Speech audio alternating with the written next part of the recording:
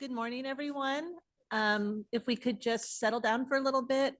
We have the Honorable Judge Vicky Ashworth with us today, and she will be doing the swearing in for our supervisors.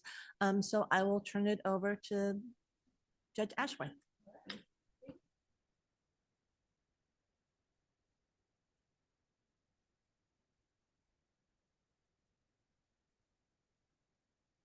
Support. I am going to get right to the swearing in because I know that they need to be sworn in for their meeting at 9 o'clock that is scheduled. So I am going to take the offices one at a time. And Greg Ferraro has won his election for Supervisor District 1. Congratulations. Thank you.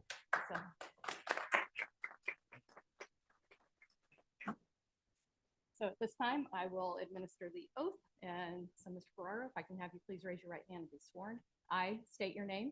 I, Greg Ferraro, Do solemnly swear do solemnly swear that I will support and defend that I will support and defend the Constitution of the United States the Constitution of the United States and the Constitution of the State of California and the Constitution of the State of California against all enemies, against all enemies, foreign and domestic, foreign and domestic, that I will bear true faith and allegiance that I will bear true faith and allegiance to the Constitution of the United States to the Constitution of the United States and the Constitution of the State of California, and the Constitution of the State of California, that I take this obligation freely that I take this obligation freely without mental reservation and without mental reservation or purpose of evasion, or purpose of evasion, and that I will well and faithfully and that I will well and faithfully discharge the duties discharge the duties upon which I am about to enter. upon which I am about to enter. Congratulations.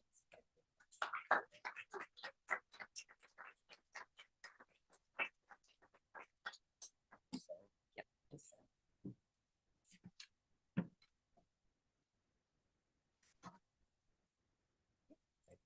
All right.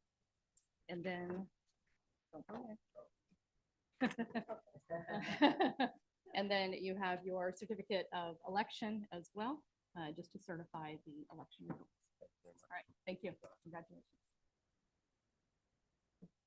Thank you, Judge. All right, thank you.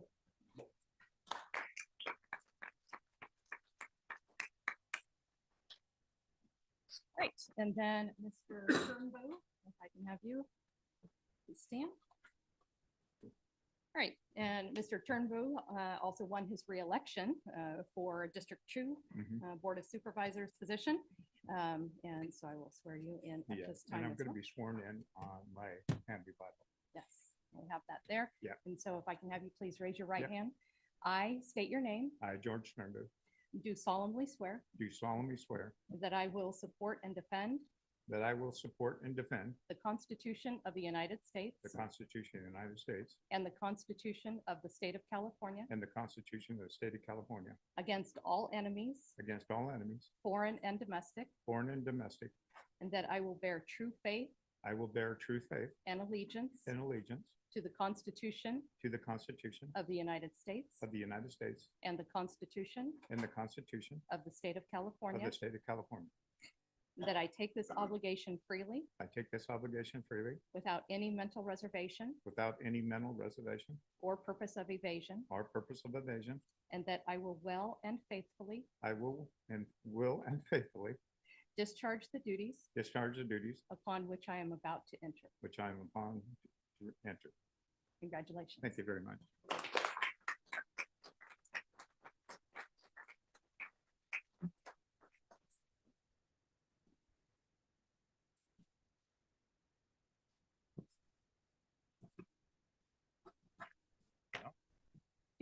And then I also have the certificate of election from the Okay. Elections Department certifying the election results. Okay. Awesome. Thank you. Congratulations. Thank you.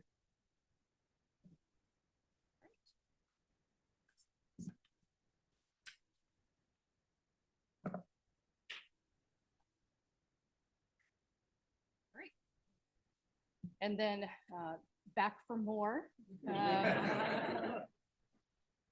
Brian Veerkamp also won his election for District 3 Board of Supervisors, and it is my honor and privilege to swear him in this morning, having previously been with him in the Kiwanis Club and enjoyed our time in that club and that organization. So, all right, so please raise your right hand. I state your name, I, Brian Keith Veerkamp, do solemnly swear do solemnly swear that I will support and defend that I will support and defend the Constitution of the United States the Constitution of the United States and the Constitution of the State of California and the Constitution of the State of California against all enemies, against all enemies, foreign and domestic, foreign and domestic.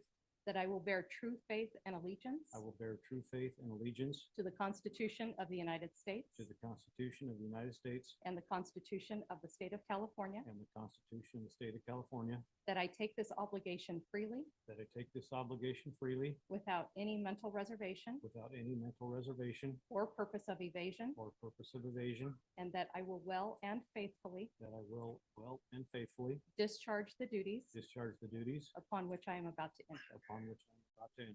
Congratulations, sir.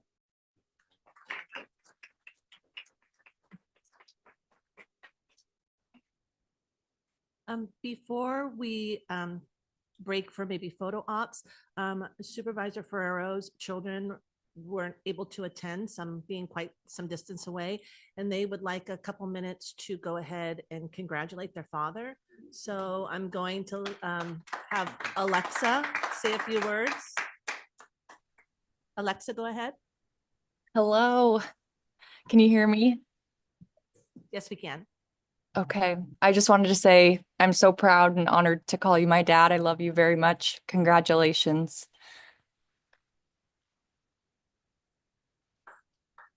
Love you, Lexa. Yeah. And now we have Victoria Ferrero. Go ahead, Victoria. Can you hear me okay? Yes, we can.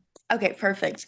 Congratulations, Pa. I am so proud of you, and I wish that I could be there to celebrate you on such an exciting day. I know how hard you work for this position, and I know how hard you're going to continue to work for District 1. So you're a role model to all of us, and I think you're just going to make such an impact. So I love you, and I'm sending you a virtual hug. Love you, Vic.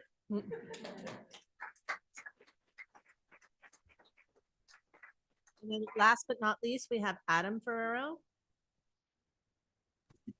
Hello, Dad. Congratulations. We're all so proud of you for stepping up and doing something great for this county that we grew up in. I'm so excited to see what you can do with this position in the future and cannot wait to see you very soon. Love you. Love you more.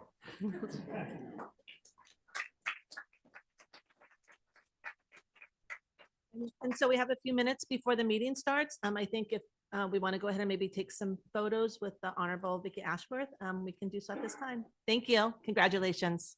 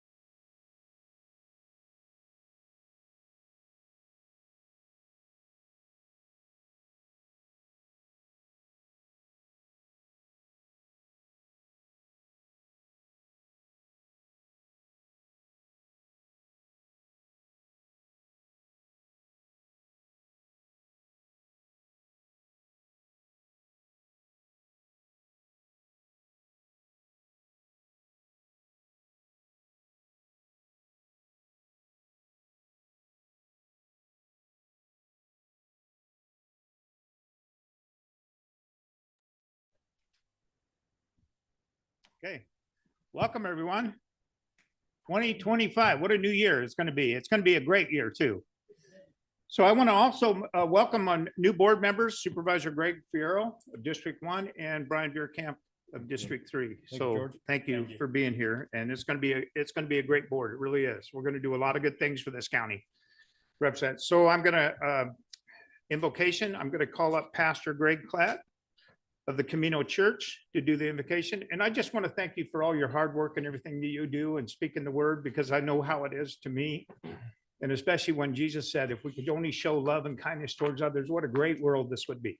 So anyway, Amen. Amen. And we have a closeness in this county, you know, of relationships. This was amazing. Coming in here this morning, it was like a beehive. And very interesting to see everybody stirring around and gathering to be a part of this. I was reminded as I prepared myself for this of the biblical word in the Greek for wisdom. It's a lovely lady's name, which makes it very interesting because it's often referred to as she, and it's Sophia. And there's a reason for that, ladies, because you bring to the table some insights always that in the mechanics of life, which we kind of do well with a hammer in our hand and a wrench, but you lend a touch that we need. So as we begin this year, it's exciting. It really is, because we're living in exciting times. Right. So we pause, Lord, before beginning this meeting today to invite your presence in a special way. We look for Sophia in this room, for wisdom that winds up giving insight that goes beyond the mechanics of life. And so we thank you for that opportunity to ask for, knowing that whatever we ask for, we'll get. And we pray that this meeting will set the tone and the course for this year that will bring progress and blessing to this special place that we call home. And we just thank you for always being a part of what we do. In Jesus' name, amen. amen. So please join me in the Pledge of Allegiance, please. Ready? Begin. I pledge allegiance to the flag of the United States of America and to the republic for which it stands, one nation, under God, indivisible, with liberty and justice for all.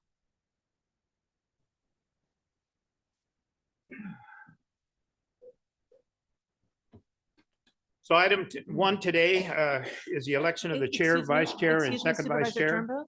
What's that? We have a representative from. Oh, yes. Tiffany, I'm sorry. Good morning. Definitely would not like to interrupt, but I'm Tiffany Sadoff, Chief of Staff for our Assemblyman Joe Patterson. His schedule unfortunately will not allow him to be here today, but he asked that I come and send his personal congratulations to our newly elected and sworn in Supervisors Ferrero, Turnbow, and Veerkamp. He is appreciative of the incredible work that the entire board is doing for the community and looks forward to the opportunity for office to continue to work with each and every one of you. Again, he just wants me to share his heartfelt congratulations and looks forward to the great work moving forward together. Thank you. Thank you, Tiffany. I appreciate it very much. All right, now let's get back to this. So we're going to actually today pick out the chair, vice chair, and second vice chair, but I'm going to open it up to my colleagues for discussions. I'll go ahead and read the item into the Okay. record. Item number 1 is the election of the chair, vice chair, and second vice chair of the El Dorado County Board of Supervisors for 2025. Open it for discussion. I'll start, I guess. Yeah, this I probably didn't expect me to be the first one speaking at my first meeting on the first agenda item, but I knew I'm a new guy, but I've been able to, observe this board and have a history with Brian for the last 15 years when he was the fire chief in El Dorado Hills and I was with the CHP. And I've always respected him, and he's got proven leadership qualities that I respect and admire. I met with all of the board over the last year and a half, and respect you all and look forward to working with you all and appreciate all of your support. unfortunately, we don't have, a last year's vice chair just to step into this position on a rotation. I think I would support Brian, Supervisor Veerkamp, serving as the chair for this year's board. I think, this would be very professional, efficient, and serve the county well. So I would support Brian. Anybody else? Mr. Chair. It is unusual, as you point out, that we don't have our vice chair in place to be able to assume the leadership role. And I think Supervisor Veerkamp is a very good choice for a leader. You've served 8 years. You've served a couple terms as chair. I could easily see how you could jump in if need be. But I do think we have a senior member of the current board, Supervisor Parlin, who I think for consistency, I would like to support her for going in as chair, and perhaps Mr. Veerkamp, you would be a great choice for the first vice chair. And Supervisor Turnbull, who I would love to see as chair, and I think you would like to ascend to that at some point, but could maybe use a little bit of time. If you would consider staying as the second vice chair, I think that lineup works ideally for the county and for this board. Okay. Anybody else want to speak? Lauren? Sure. I agree with Supervisor Lane's thoughts, only because of being on a board is it's really actually very difficult, and it's about working relationships. And I feel that Supervisor Lane and Supervisor Turnbull and I are continuing on, and we've gotten that rapport amongst ourselves with staff. And I think for the sake of continuity and building on what we've practiced over the last several years, I do think that the continuity would be a good idea. And then for Supervisor Veerkamp to step into the first vice chair role so that he can kind of settle in. He's been gone for 4 years. A lot has changed. And I do think to me, it feels most appropriate to handle it that way. So if that would be a motion at some point, I would support that. All right, Brian, you want to say? Yeah, I'll just appreciate the dialogue to this point. Part of the reason why I ran back for the Board of Supervisors was I have been not very far from gone in the last 4 years, serving with El Dorado Irrigation District, but also paying attention to the weekly meetings and keeping abreast of everything going on. And the reason for me getting back engaged was because I think things have degraded. And we need some good leadership. And I think we had that going very well. That's the hard thing with term limits. When you have things going well, and the consistency can wane. And I think that has occurred. And not taking anything away from the three of you, and George, I know how you feel about chairmanship, and I think you'll be a good chair when you feel the time is right. But I think I would advocate for myself. I've been a proven leader. I am a proven leader. I'm currently serving as chair of LAFCO, and I would love to have that opportunity back here at the board and get some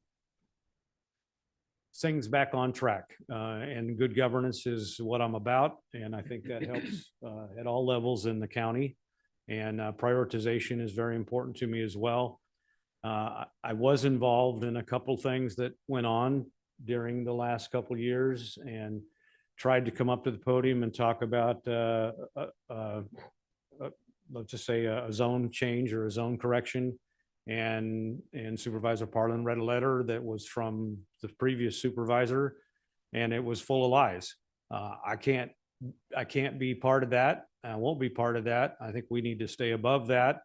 And I tried to say at the podium, what had actually occurred and was not really given the chance, and the board voted in the way that the letter read. So, and I'm sorry about that. And I've talked with Supervisor Parlin about that incident. So I think we should stick to getting the county's business done, and I would certainly welcome the nomination if we get to that.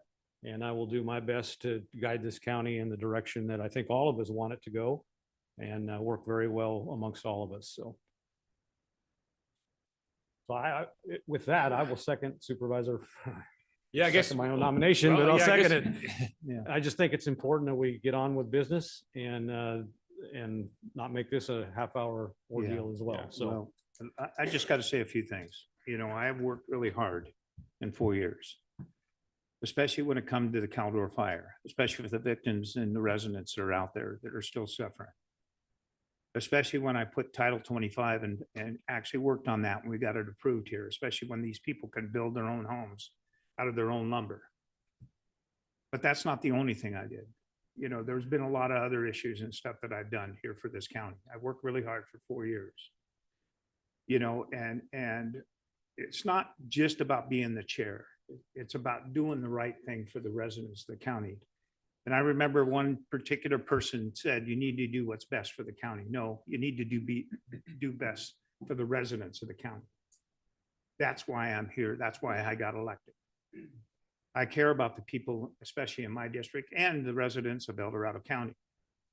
There's a lot of things that I've done, and I've probably done a lot in 4 years and other past supervisors haven't done in 8 years. So I'll see how it goes. I think I could handle being a chair if it came down to the point where if I do get elected to that position.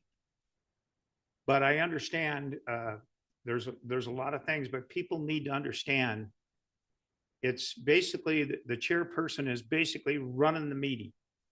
That's what it's more about. It's not about dictating what goes on, because the rest of board members have to vote on that. Mhm. It's not about that at all, period. It's about basically running the meeting and making sure that the meeting runs smoothly. That's the chairperson. So anyway, I'll just leave it at that. Okay. Should we make a motion? ahead. Yeah, I guess, I've seen Brian in action, Supervisor Bierkamp in action since March, and I'm confident that'll be a seamless transition. You know the department heads, you know what's going on in the county.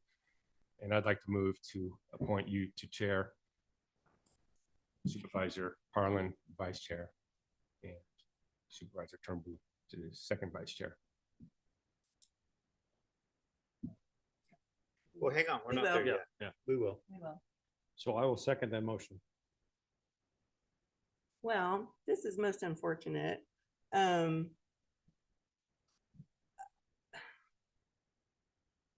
This is really unfortunate. Supervisor Bierkamp, to hear you talk so negatively about the work that we've been doing the past 4 years, talking about how everything's degraded, saying that we made decisions based on lies, that you talked to me about it.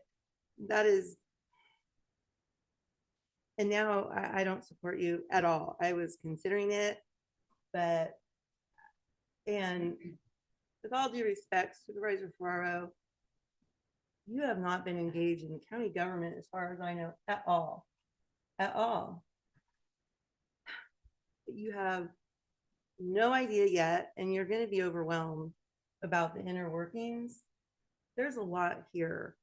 The board over the last couple of years has worked really hard to be collaborative, inclusive, transparent. And so to hear you say, Supervisor Bierkamp, that things have degraded when we have worked so hard is very concerning to me. And the fact that, quite honestly, if you felt that way, why didn't you come talk to the CAO or myself? I mean, really? So I cannot support you. I can't. So unfortunately, because the way that the board already is split, this is not a good start to our new year, by the way. I don't know, Supervisor Lane, if you want to make a motion, because if you don't, I will, and that's really sad. Yeah, no, I'll make a second motion that Supervisor Parlin be elected as our chair, Supervisor Veerkamp as our first vice chair, and Supervisor Turnbull as our second vice chair. Okay, so Chair, you might want to ask the clerk if you want to take public comment at this Yeah, I'm point. gonna do that. I think we need a second for that motion. Oh, sorry, you're right. Second, thank you. I'll second that motion. So I'm going to open it up to public comment, but I'd like to, everybody that comes to the podium today and speaks on Zoom, be respectful. Because a lot of the new board members here that got elected, their families are here. So be respectful to that. Please, I ask you that. Okay, go ahead. Now taking public comment on item number 1, individuals will have 3 minutes to address the board. The timer will notify you when you have 30 seconds remaining, and again when your time is up. Public comment will be taken first from those participating in the boardroom and then from those participating through Zoom. For those participating by Zoom, please make sure you unmute yourself when called upon. If you're joining the meeting by phone, press *9 to indicate a desire to comment. If you're joining by Zoom, press the raise hand button. Please voluntarily state your name for the record.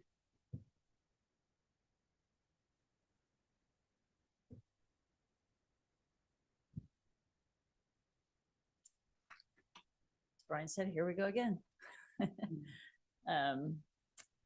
So as someone that's been deeply involved in this county government, trying to persuade our elected officials to do what the people ask and not what the developer interests are, I was hoping for a whole new demeanor, a whole new session. I know, you know, Brian, we just talked, I brought that up to him, and it's obvious the two of you, Greg and Brian, collaborated before the meeting, and same with Lori and Brooke, to set this up.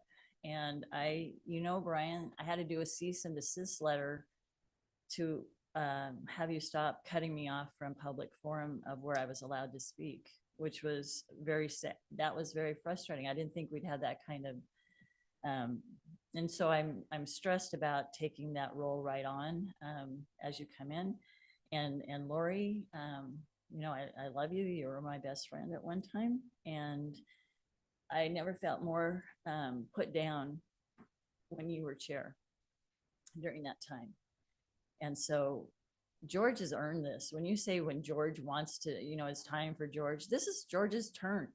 You know, if you go by what you've done in the past, and you know, he may not be a perfect politician to run it that way, but he'll learn. And his heart is with the people. I mean, that he doesn't want anybody talking bad about any of you. Where we just got to, I don't want to see that. I want to see a new day, a new time, a new season. This is George's turn. You should all be recommending George, and I make Brooke, because Brooke hasn't done it yet either.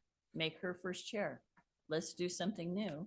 And it would be it's supposed to be a new year this year. People are tired. They're tired of these kind of actions. And if either one, I care about you both, get in, it's going to be contentious. So I just pray that you will support George.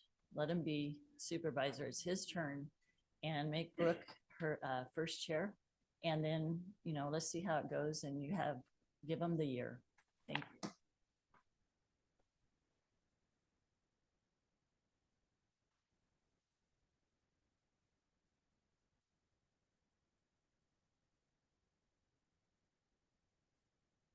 Good morning, Peg Vanderkar from Placerville. I know most of you, at least in passing, and I haven't met Greg before, but I hope to. I have to say I'm shocked. I did not expect this kind of thing to happen at this date. And I tend to find myself, I agree with the last speaker. It seems to me that smooth transition flowing into how the board has been working, that George should be the chair and Brooke the first vice chair, and then one of the rest of the three of you the second vice chair. I realize several of you have had a lot of experience, and some of you are new to this board, and welcome. But it does not feel like things are going to go in a way that will help all of the residents of the county if this kind of division that seemed preset happens. So I strongly oppose both of the motions and hope that George gets to be the chair. Thank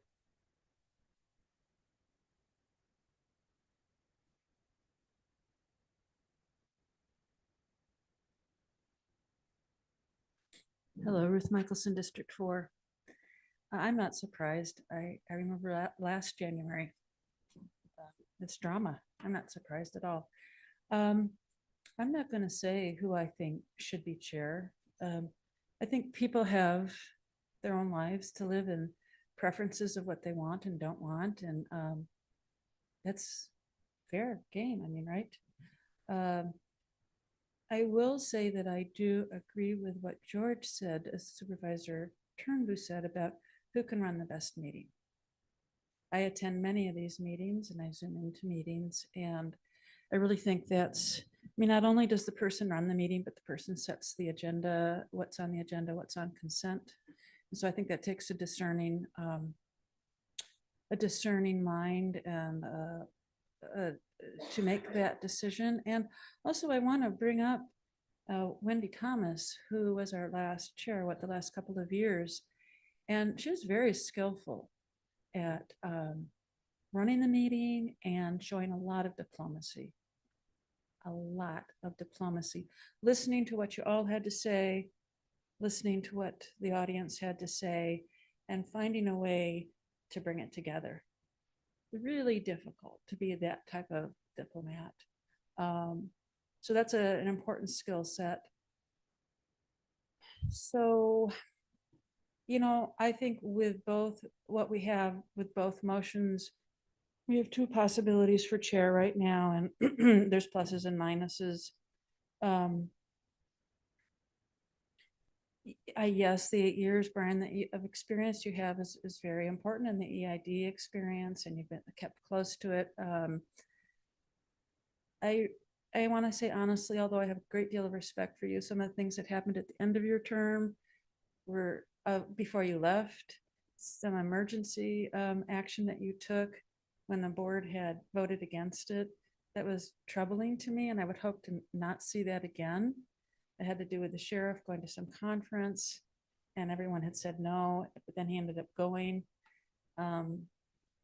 So I don't know. I'm sure everyone remembers that. And I guess with you, Supervisor Parlin, there's been some rough times, some, I don't know how to say it other than to say just some rudeness going on. I know that it's your forthright, your direct way of speaking, but it's pretty gruff. And it's not unifying. So that's why I say you all will decide. And as far as saying that that Turnbull should be chair, look, that's up to him, or that someone else should be vice chair. You know, I don't think we in the audience can really make that determination. So I just wish you the best decision making.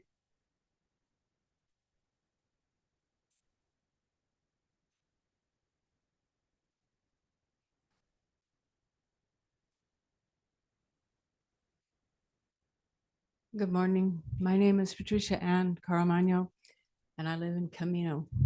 This is the first time I've ever been to a Board of Supervisors meeting. And it's an interesting experience indeed. I really have liked the Sophias who have spoken to you before me, and I hope my voice is also there. Because I think that the feeling that I have, not knowing this experience, wanting to be more involved, we who are out here are also important to you. It is we who you serve. And we need you to be kind. We need you to be relational so that we can be transformational. We can't do it with arrogance, with partnerships that are not partnerships with all of you. That's all I can say. I don't know you well. I only know little bits about you. But remember that this is my first time and not the only time that I want to be here. But I need it to be a lot kinder than this, a lot more imaginative than this.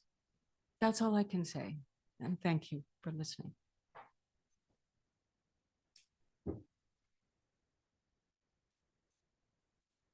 Hey, good morning.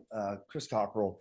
I ran for supervisor and I thought about how this chair lineup would work. I've watched this last year. I thought it was different last year than what had happened when beer camp was up here. Right now, I think you have a quandary going on. And George, what I would suggest as a constituent of yours and having the ear of many of your constituents, they love you. They like me. You won. But right now we have two motions. And if you abstain, I think that's the fix. You guys revisit this. Somebody nominate George. George, nominate yourself. Give him a second.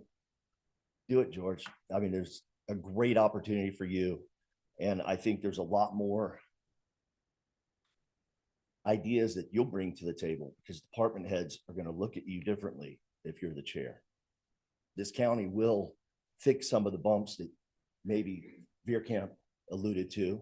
Maybe there still are some, Laurie. I mean, you know, there's a lot of different things. But anyway, abstain, George.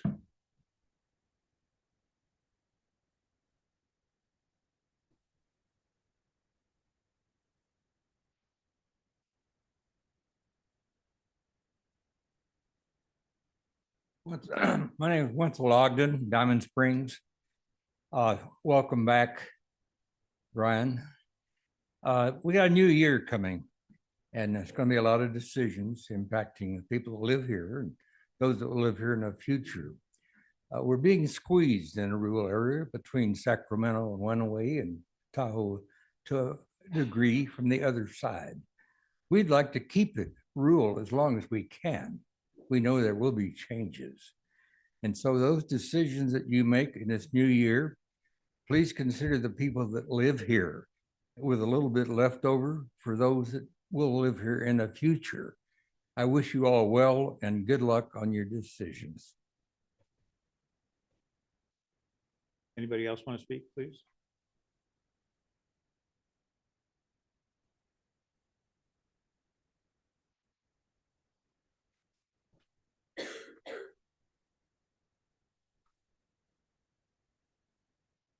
Good morning, Gabe Williard. How are you?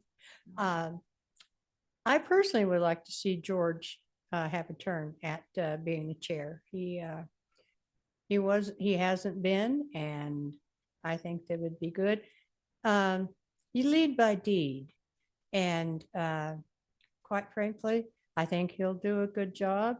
And everything can get accomplished that you want accomplished, and it doesn't really matter who's the chair, quite frankly. So as long as you all work together, that's what we need, is you working together. Thank you.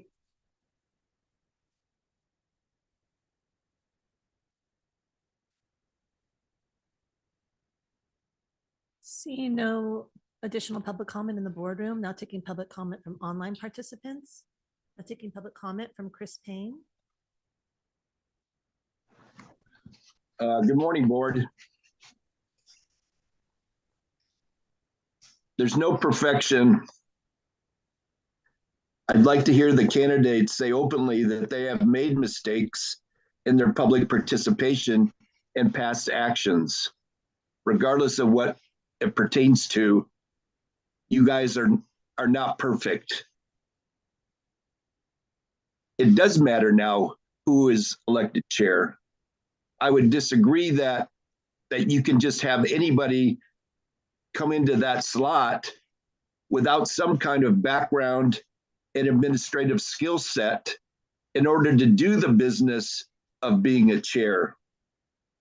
It takes this administrative skill to chair any governmental board, commission, or committee at whatever level.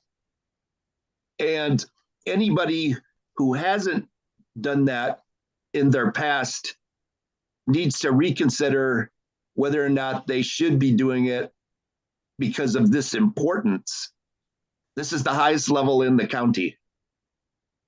Local government is extremely important because it's the ground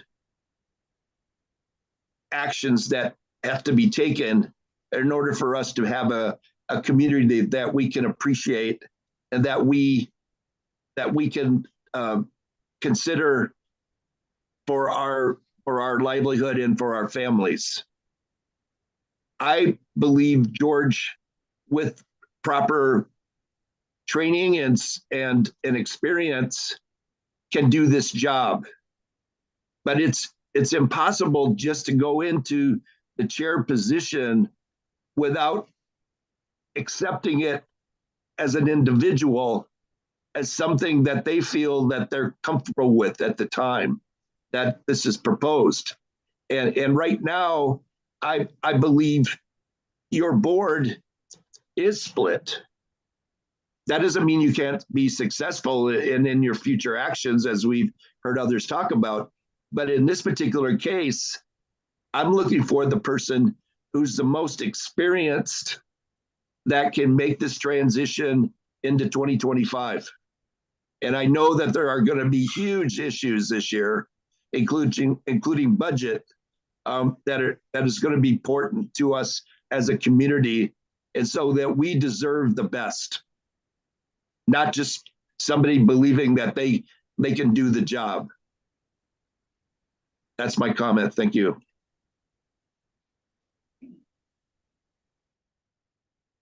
Now taking public comment from Dawn Wolfson. Hi, Don Wolfson, Cameron Park. Welcome and welcome back to the new board members. It is not a huge secret that George and I are quite different ideologically, but you know, I like and respect him as a person. I think it's his turn, and I think he's been passed over a couple of times. I don't know why. Politics, whatever.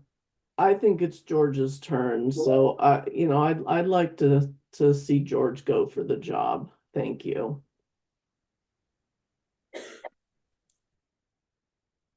Now taking public comment from Tracy.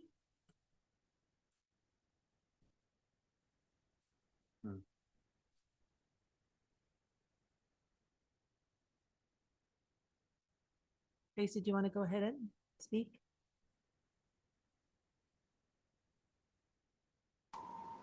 Can you hear me now? Yes, we can.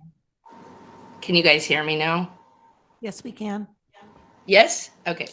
Good morning. So first off, it seems that we already have Greg Ferraro and Brian Veerkamp conspiring, you know, so that's a little concerning since when I noticed he moved back from Idaho to run, or, you know, had sold his house and came back to the community, that he was telling people Veerkamp tapped his shoulder to run. So I think we all need to remember that as we go through the next 4 years. Also question, what happens if we have 2 votes each and George abstains? So does George, you know, get to be chair? I support George's chair. It's his turn. George, we know you can do this. It's a very important position. And then we won't hear, they won't let me, because you'll be setting the agenda. You'll be a part of that. We really would like that as your District 2 constituents. And as Lori pointed out, Greg is not familiar with the workings of the county, and he has a huge learning curve to work with. So we'd like to see George as chair. It's his turn.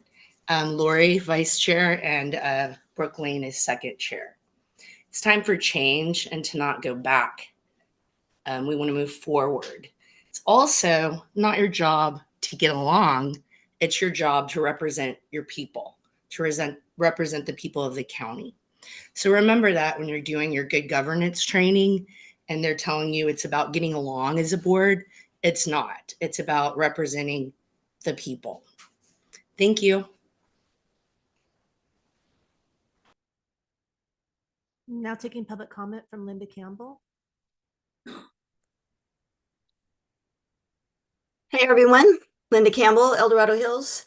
I also agree with pretty much everybody else that I've heard. I think George is the appropriate selection to be chair. He's been on the board 4 years and now the start of his second term.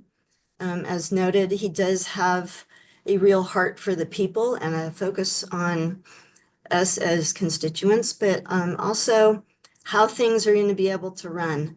I would say if people have concerns with how he might do it, we're never going to know unless he's given the opportunity. And I think now is the time for him to be given the opportunity. As far as vice chair or second chair, I would pick on one of them, Brooke, maybe, to be able to be next in line. And then Lori as well. So I just wanted to offer my feedback in support of George as chair for the year. Thank you. Now taking public comment from Mandy Rodriguez.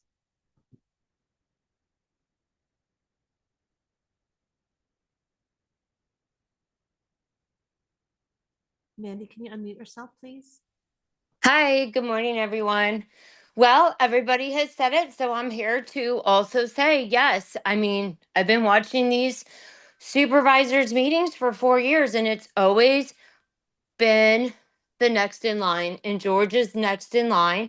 And dang, you guys, you can't even get off on a good start on day one. You already just make us go, damn. We probably did the wrong thing. We probably voted. Do we vote for the wrong people? Don't make me regret that. And I said this to Brian when it was when one of his guys were running back during the election. And I'm going to say it to all of you. 4 years ago, when we started watching these Board of Supervisors meetings, we only watched them because our freedoms were being taken away. And we started out real nice and we watched most of you become cowards to the governor and to the bureaucrats. Okay. And you all said we were going to get sued and all this crap, and none of it happened. Okay. So I'm letting you know. Go ahead, shake hands with your developers. I don't care. I don't want to end up in the bottom of Lake Tahoe. Make your deals. But I'm letting you know. You all better stand up to the governor this time and don't let these bureaucrats in the county run. We elected you, not the bureaucrats that are telling you what to do. Stand up. Have some courage this time around, okay? But I'm letting you all know we were babies 4 years ago. Now we are paying attention, all of us. All of us are watching you. It's going to be different this next 4 years. So have fun. Happy New Year. Now taking public comment from Graham.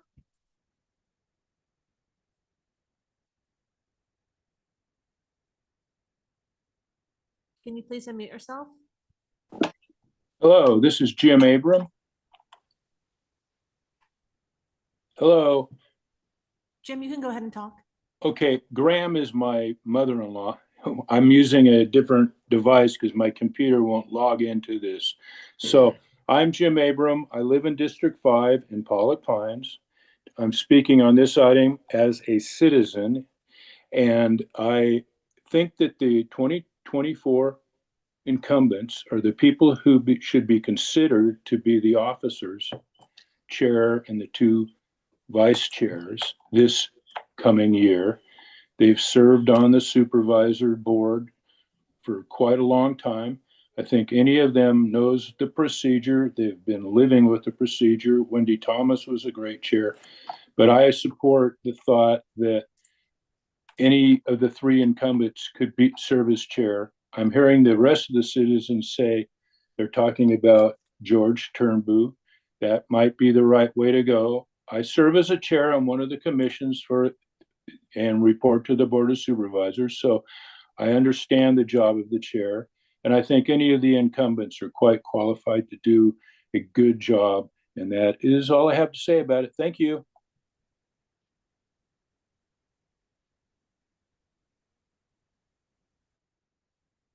Now taking public comment from Ruth Carter.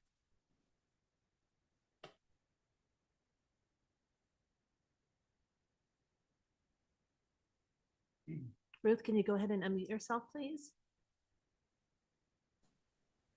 Can you hear me now? Yes, thank you. Okay, sorry about that. Good morning, everybody. Happy New Year. And I just wanted to say that Greg is brand new.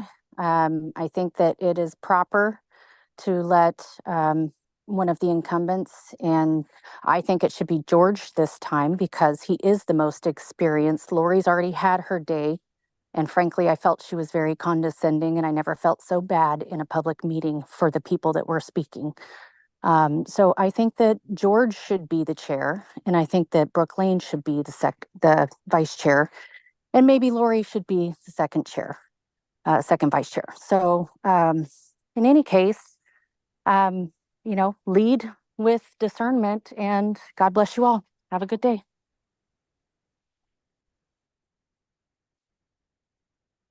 Now taking public comment from Barbara Rogers. Can you hear me? Yes, we can. Thank you. Okay, good morning. Well, this is really difficult for me because 3 of the people sitting up there are my longtime dear friends. However, I'm a Cameron Park resident and I'm very involved in my community. I agree with everything that has been said before me. I believe that George has earned his time to be the chair. And the job of the chair is to run the meetings. And a chair shouldn't. I get the impression that some people think the chair has more power than others. Well, that should not be the case. So I want to see you all work together, especially, and as 3 of you are aware, on the fire service issues in our county. So I'd like to see George as number 1. I think Brooke should be number 2 and put Lori as number 3. Thank you.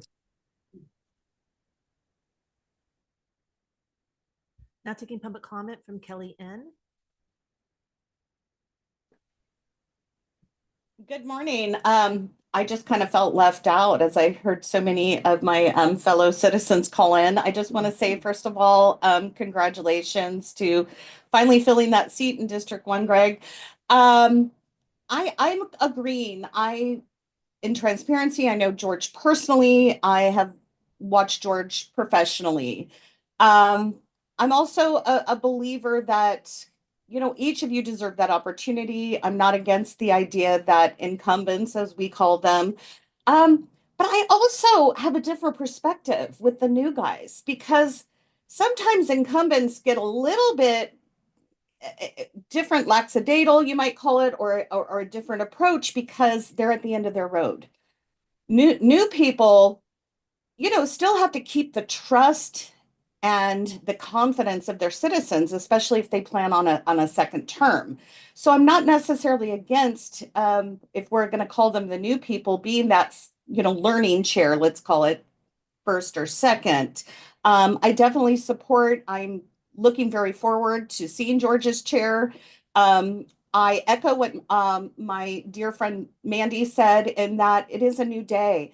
And myself and many others have I like to call it Elon Musk, the county, and we are watching and we have our calculators out and we are questioning and we are holding accountable because like Mandy said, we all got involved because one thing was being jeopardized, not just our beautiful county being taken over by sprawl of development and kind of turning into a future Folsom, but our freedom. And that is our number 1 priority, is to protect the beautiful freedoms we still have in El Dorado County and hold dear through our legal systems, through our zoning systems. And those things are so important to us. But the only piece of advice I would give George is just, George, breathe through those emotions. He's like me. Sometimes he can get a little riled and a little excited. Do that meditation time beforehand and stay balanced. Stay balanced. The passion is there. I get that. So no judgment. But let's get on with business. Like was said and echoed before, we have so much on this docket in the next 4 years in El Dorado County that could drastically improve our lives or could drastically change our lives. And I certainly would like to go with option A. So let's get 25 going. And I look forward to watching all of you work together and each of you, to bring the potential that you each have and are entrusted with. Thank you. There's no additional public comment. All right, so I'm going to bring this back to the board. I got to make a few comments. I think right now there's so much friction between the colleagues to my left here. And especially when it comes to general review and decisions going to be making for the county. I think we need to actually have a smoother way to do some of the things. And there should not be already, look what's going on. We're already at each other's throat. And the only way to solve that right now is I'll nominate myself to be the chair, Brooke Lane to be the vice chair, and Lori to be the second vice chair, because that's the only way we're going to be able to solve it, because there's too much friction right now. And this is the best way to actually solve what we have, because we all need to work together. And we don't need to start off 2025 with all this drama. Tired of drama. We've had it for the last 4 years. I ought to know, because I was a lot of the no vote. So that's the motion that I'm going to make. So, is there a second? I thought you were going to say we were going to solve it with rock, paper, scissors, but well, we could do that too, but anyway. I think we've got two competing motions on third without a second. Right. Can any one of those do the second on the third motion? Yes, admittedly, it demonstrates a bit of inconsistency with a prior motion, but so long as the third motion receives a second, then you would take the motions in reverse order, starting with the third. I'll second that motion, George. I do think it's time, no doubt about it, but I just want you to be comfortable. So I totally understand. I want to see the county move forward. I want to see the county move forward, so I will second that motion. George, if you accept and want to do, which is obviously you made the motion, you do. So I'm fine with that. Can I withdraw my Well, you can. motion? Yeah, I can. You can, but we're going to take the Okay. we're going to take Okay. the last Okay. motion first anyway, so Okay. it may be All right. moot anyway, right, David? Okay. Yeah. Right. Yes, that's correct. so discussion. Yeah. So we have a motion and a second. And we're taking the chair by itself first, sounds like, without consideration of the He made, but his motion vice chair. contained correct? everybody. You did? What Yes, did you- Brooke did you Lane is say? vice chair and you as second vice chair. Oh, discussion then, because Supervisor Lane, do you want to be vice chair? I guess we need to discuss that. Yeah, that's a great question. I'm really sad, that we're doing this and that, we're in such conflict over it should be a very minor detail, who runs our meetings. The city of South Lake Tahoe, where I learned a lot about politics. Sometimes these were the contentious issues, and it for lack of a better word, it sucks that we do this because we hurt people's feelings, and it's so silly.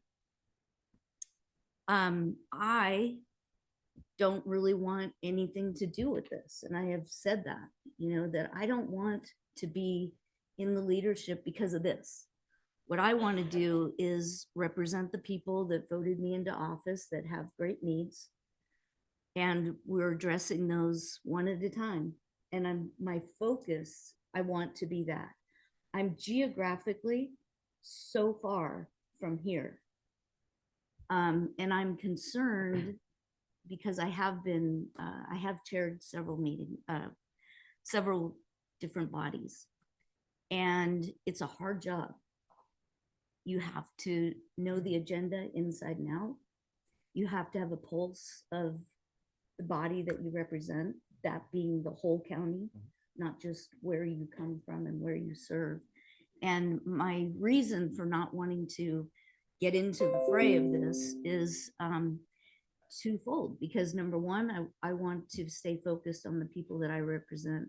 And number two, if I were to do this, I would want to make sure that I could do a good job.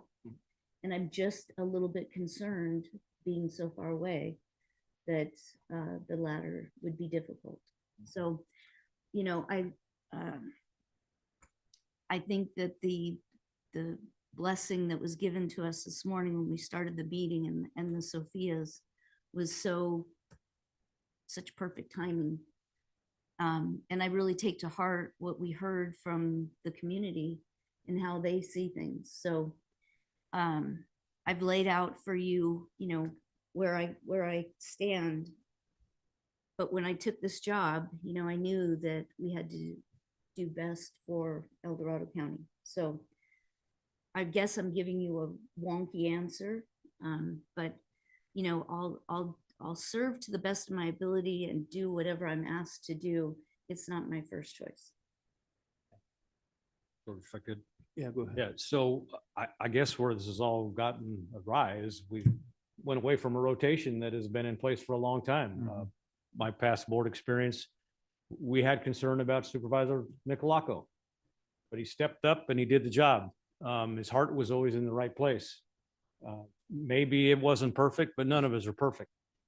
So I think as we take a commitment to this elected position, we all should be ready for what comes, and that's chair and chairmanship. Some of the best chairs over my 65 years in this county came from South Lake Tahoe, Novacell, I could go on and on, Upton and others. So I think it's just something that's part of what we're going to do. And I think everybody's very capable of doing that. And we've all had an opportunity, and I think you should have yours, George should have yours. And I'm sorry we got to this point, because it should have continued that rotation. We wouldn't be having this discussion. So that's my point. And I think the third motion stands. Greg. Can I just go ahead quickly? Yeah, Supervisor Land, I couldn't agree with what you just said more. The reason I supported Brian is I thought I could learn the most from him to run the meetings. The only one that's not qualified to run these meetings up here is me. And I realize that. I'm the freshman, I'm the novice. I haven't been involved in county government, and I realize that. And so I was looking for the person I thought I could best learn from. I would support George being the chair. Absolutely. So. Right, so we have a motion and a second. All those in favor by saying aye. Aye. Aye. This is on the third. Yeah, I think it's probably Let's important to clarify. clarify Sorry about that. Third which motion. Yeah, third motion. So currently, a motion was made by Supervisor Turnbull, second by Supervisor Veerkamp to make the following appointments. Supervisor Turnbull would be chair, Supervisor Lane would be first vice chair, and Supervisor Parlin would be second vice chair. But she didn't want. Yeah. Yep. Do you not want to be the vice chair, Supervisor Lane? Is that what you're saying? Yeah, well, yeah. I mean, it's not my first preference. I'll do what the will of the body is. Hey, do you want to make a fourth motion? Because I'm game. We can't do a fourth motion. So to the extent that this board has been following Rosenberg's rules of order, it would limit you to 3 motions on the floor Can for we consideration at one You can point. amend a change the third motion. motion so we have someone that Yeah. wants to do it? I mean, as opposed to compelling. You can amend a motion, correct?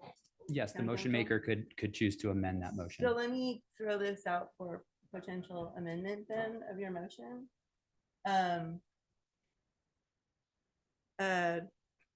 So I hear what you're saying, Supervisor Veerkamp, about the rotation. But when you do research about chairmanship, it isn't always the best idea just to follow a pattern. And when I was chair in 2022, I took it very seriously and I did a lot of research about meetings and chairmanship and what you should and shouldn't do.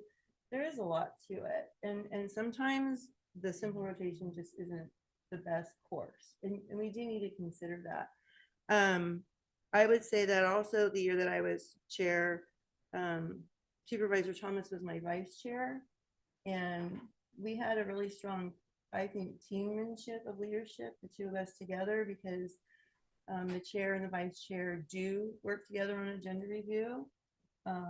And Supervisor Thomas also had been I think it's the mayor at the city of Placerville. And so she had a lot of experience that she shared with me. And so that helped me get through, because I was really nervous about being the chair, to be honest. It was my first time. So I would offer that if Supervisor Turnbull does want to be the chair, if he would like me to be his vice chair and, share experience. We do get along really well and have worked together on many issues since you've been on the board. I would be happy to step into the vice chair role. If you want to make that motion and amend your motion. So let's open this up for discussion again. I want to hear, well, I know, but now I made the motion to have Brooke be the second vice chair, which would actually be more appropriate. But that doesn't mean that can't change next year. You see what I'm saying? Well, correct. However, as we have just said, it'd be nice if we were looking forward and be forward thinking so that we don't have this haggling every time. And honestly, if I'm the second vice chair, I will be out of office in 2 years. So I won't be chair again, which is fine. But I'm just saying, then we're setting ourselves up for that blank spot again. That's all. So just trying to be forward thinking. And like I said, you and I have collaborated on quite a few issues over the last, since you've been in office, honestly. And, and I understand, I mean, about what's going on, but the reason why I made this motion, because of so much friction. There's too much friction that's going on. And we need to do what's best for the people.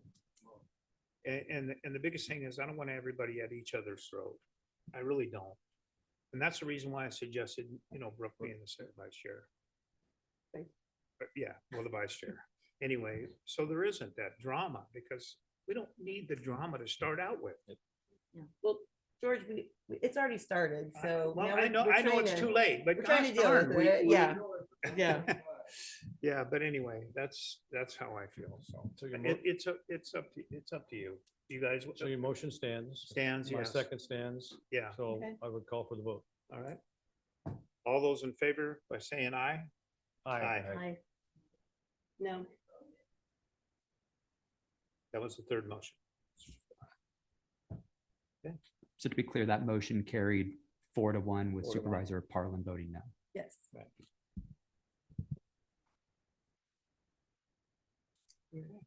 So I would just, if we could maybe just take a brief couple minute Oh, I need it. recess so I could rearrange where you are sitting and you can also get yourself situated in your new spots. I would appreciate it. I think we'll move Supervisor Lane to where Supervisor Veerkamp is, and then move Supervisor Veerkamp next to Supervisor Lane. Or do you want to stay where you're at and we'll put Supervisor Veerkamp towards at the end? Why don't we take a break and figure it out? Okay. Yeah. Thank you. Yeah. I need to get up.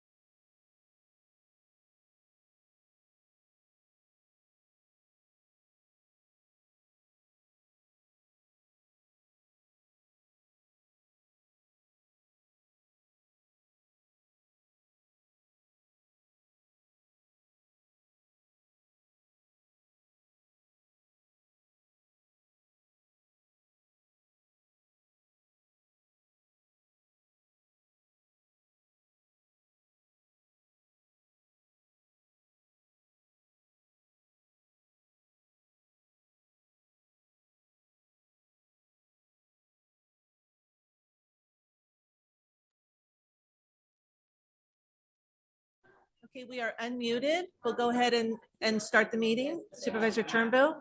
If we could take all the discussions, No, it's seriously. excuse me, if we could take all the discussions outside. Do you have a gavel?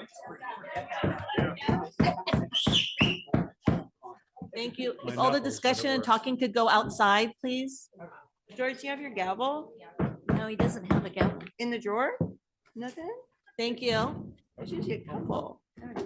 There. There it is. Now He's got his gavel now. Watch out. And with I that was using said, my knuckles. That was just as good though. but with anyway. that said, Not. Supervisor Turnbull, Yeah. being the 2025 chair, would you have any opening welcoming remarks?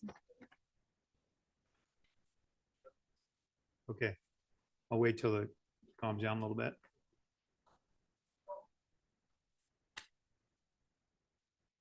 Well, anyway, welcome everyone. It's the start of the new year. So with me being the chair, Brooke being the vice chair, Lori being the second vice chair. It's going to be a great year, it really is. We're going to get a lot of things accomplished, especially working with staff and all the different department heads that's going on in the county and especially the residents too. So I want to thank everybody for being here and we'll start this meeting. So moved it to item number 36, planning and building code. I'm sorry, Supervisor Turnbull, we need to adopt the agenda and approve the consent. Oh, calendar. okay, that's right. So I make a motion to adopt the agenda and the consent calendar. So I moved. Typically, the Well, board chair might ask colleagues if there's any proposed changes to the consent calendar prior to adoption. So any changes prior to, on the consent calendar? Reach out to you, Greg. No changes? Mr. Chair, I just have a comment on item number 3 on consent. Okay. Do you want to have the comment now? Yeah. Okay. I don't know what staff is proposing. I do know that the team has been working for a year on some of these proposed changes. I don't know what specifically they're going to be, but I would just hope that they are considerate and kind-hearted and achieve whatever the problem is that we're trying to address, but we do so in a very humane and kind way. Brian, any comments? No changes, sir. No changes? Lori? Yeah, I have 2 items to make comments on. So on item number 6, the Diamond Springs Ballparks, I would like the record to reflect, and I'll send this comment to the clerk, that I raised concerns about the impacts of this project since its inception. However, since the full board has been in support all along, I will go ahead and throw in my support. So that's number 6. Okay. And then on number 25, the Diamond Springs Parkway, I'm trying to think about what I want the record to reflect on this one. But I've raised concerns about this project for many years, long before becoming a board member. I'm really disappointed that the county did not reevaluate this parkway after the conditions for economic development changed. Again, however, because the board as a whole has supported it, I will vote to support it with the full board. Okay. Any more discussions? All those in favor by saying aye? I'm sorry, we Oh, need to wait a take minute. public Public comment, sorry. I'll open it up to public comment. Now taking public comment on the consent calendar. Individuals will have 3 minutes to address the board. The timer will notify you when you have 30 seconds remaining and again when your time is up. Public comment will be taken first from those participating in the boardroom and then from those participating through Zoom. For those participating by Zoom, please make sure you unmute yourself when called upon. If you're joining the meeting by phone, press *9 to indicate a desire to comment. If you're joining by Zoom, press the raise hand button. Please voluntarily state your name for the record. Any public comment in the room? Hi, welcome to 2025. Hopefully we've aired the boardroom, and I look forward to a good working relationship with you. I'm Maureen Dion Perry from Housing El Dorado, and I see item number 3 about camping and parking issues. And I hope that we can work together with the city officials and staff to come up with some good approaches to this issue for 2025. You know, we work with those very people to help get them housed, and we have been successful at getting many of our unhoused population into housing, and we want to continue that work in a positive way with them. We think we're making progress, and we hope that you will support our continued efforts. So I look forward to hearing the details of whatever this is, and hope that we can be involved as Housing El Dorado in that. I thank you very much, and welcome to the board, new and old. Anybody else in the room would like to speak on the consent, please?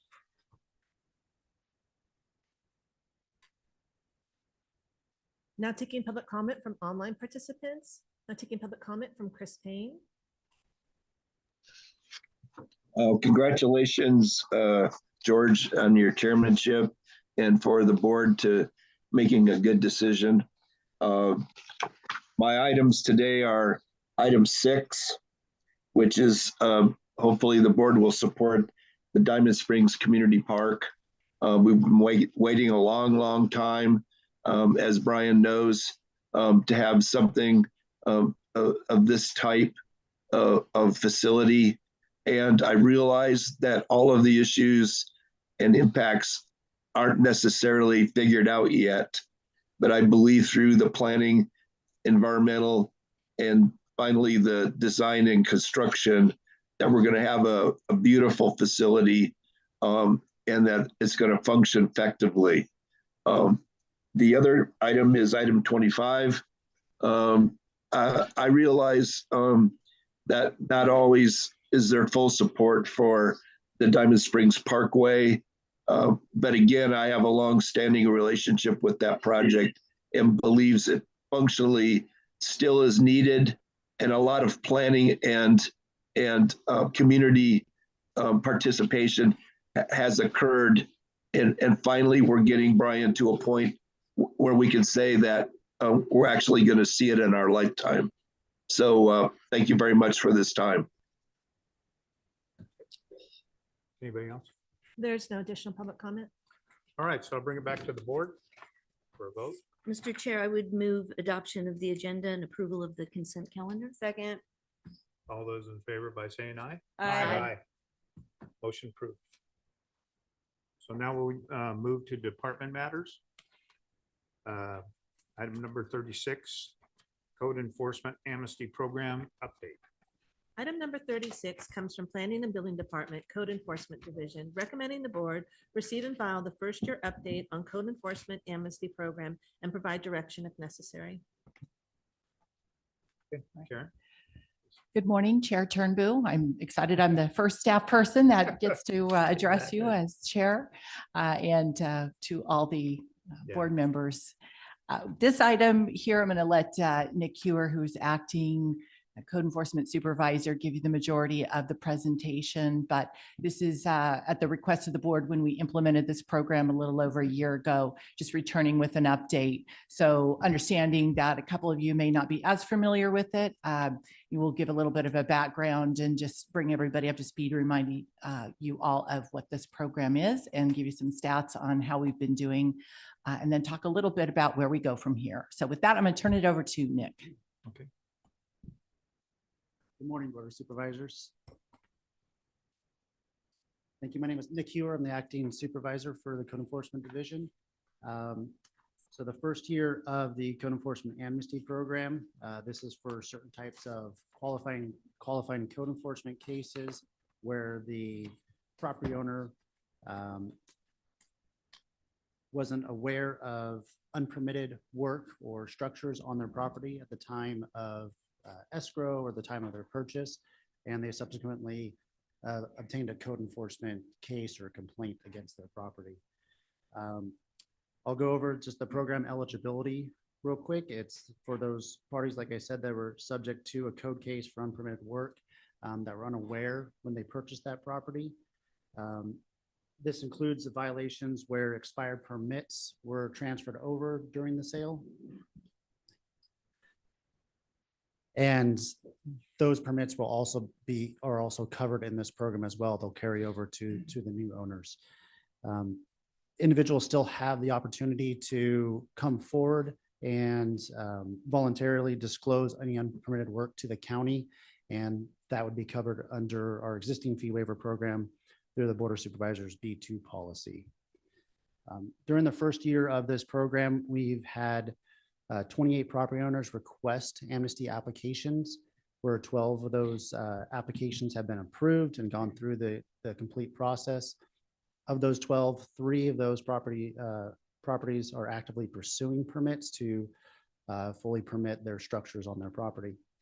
We had 5 cases that weren't approved, and a couple cases where the owners just decided not to pursue the amnesty program and go with abatement of those structures or those issues that they had on their property. We still have 6 cases that are pending approval right now, where it's just gathering information from the property owner as far as disclosures, rent, contracts, things like that. Just a lot of information gathering. So some of the challenges, opportunities, just with the initial application and intake of the forms has been us establishing our own processes. So once we got those processes established, the forms created, the rollout and the review in those cases has gone a lot smoother, quicker. Our officers are up to date on what they need to ask for before it gets to my desk for review and approval. Like I said, it's just been a challenge with the property owners of getting us that information. Not everyone is versed in real estate transactions and the documentation that we're requesting, different terminology, those types of things.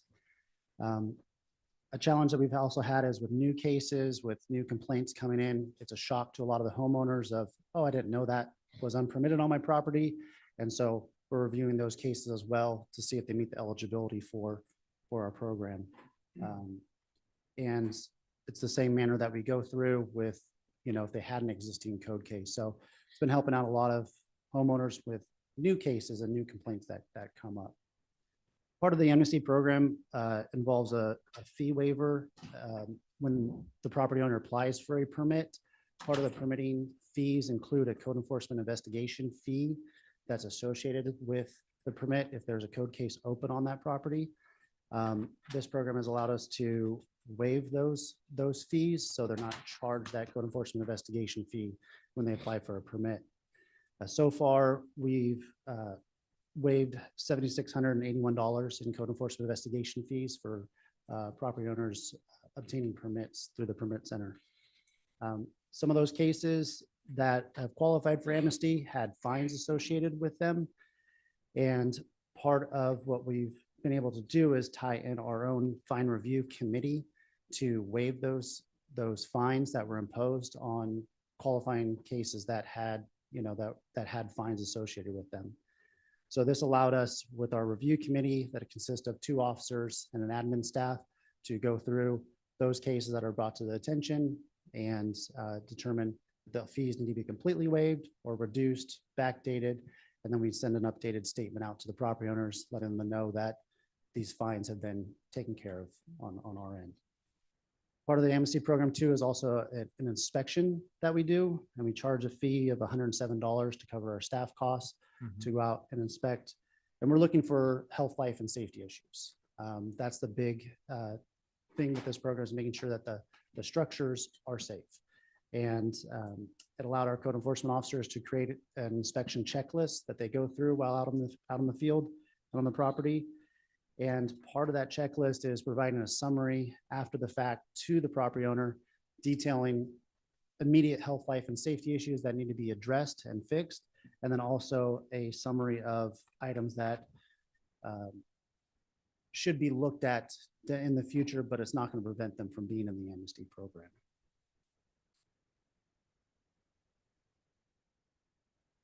So if the property is found to be safe from those health, life, and safety issues, they'll complete the amnesty program with the compliance certificate of compliance. The case will still be opened and monitored for ownership changes. And when that happens, code enforcement staff will assist the realtors, the property owners in getting any type of notices that are recorded on the title lifted so it doesn't delay those real estate transactions in the future. So we've done six inspections on the properties, and there was one that had some health, life, and safety issues, and the owner is currently working on remediating those issues so we can go out and do a re-inspection on those. We still do not make the property owners open up walls, dig up foundations, things like that. But they do have to meet all current non-structural codes. And then when they do apply for those permits, they'll still have to bring up to either the current code, or if they can prove when the structure was built, then it would apply to that code cycle, which again is still up to the building official to determine that. And we use a lot of tools when we try and determine the age and when those structures were built, from our records, from the assessor's records, Google Earth imaging, and then our building staff, which gets these issues resolved in a very timely manner. This has also given us the opportunity with these inspections, and the amnesty program is to use this as a guideline for our ADU program that's going to be rolling out this spring. So kind of apply the same parameters, same type of inspections with that to comply with the state law that is ever changing when it comes to ADUs. So we still, the program has helped a lot of property owners. They're grateful, they're appreciative, and they want to move forward. They get that peace of mind once they're not getting inundated with letters or notices from code enforcement. And the word has spread around. We've gotten a lot of references of, hey, I heard from a friend, a neighbor, that there's this program that I might be eligible for, and we still assist those property owners and determine if they're eligible for it.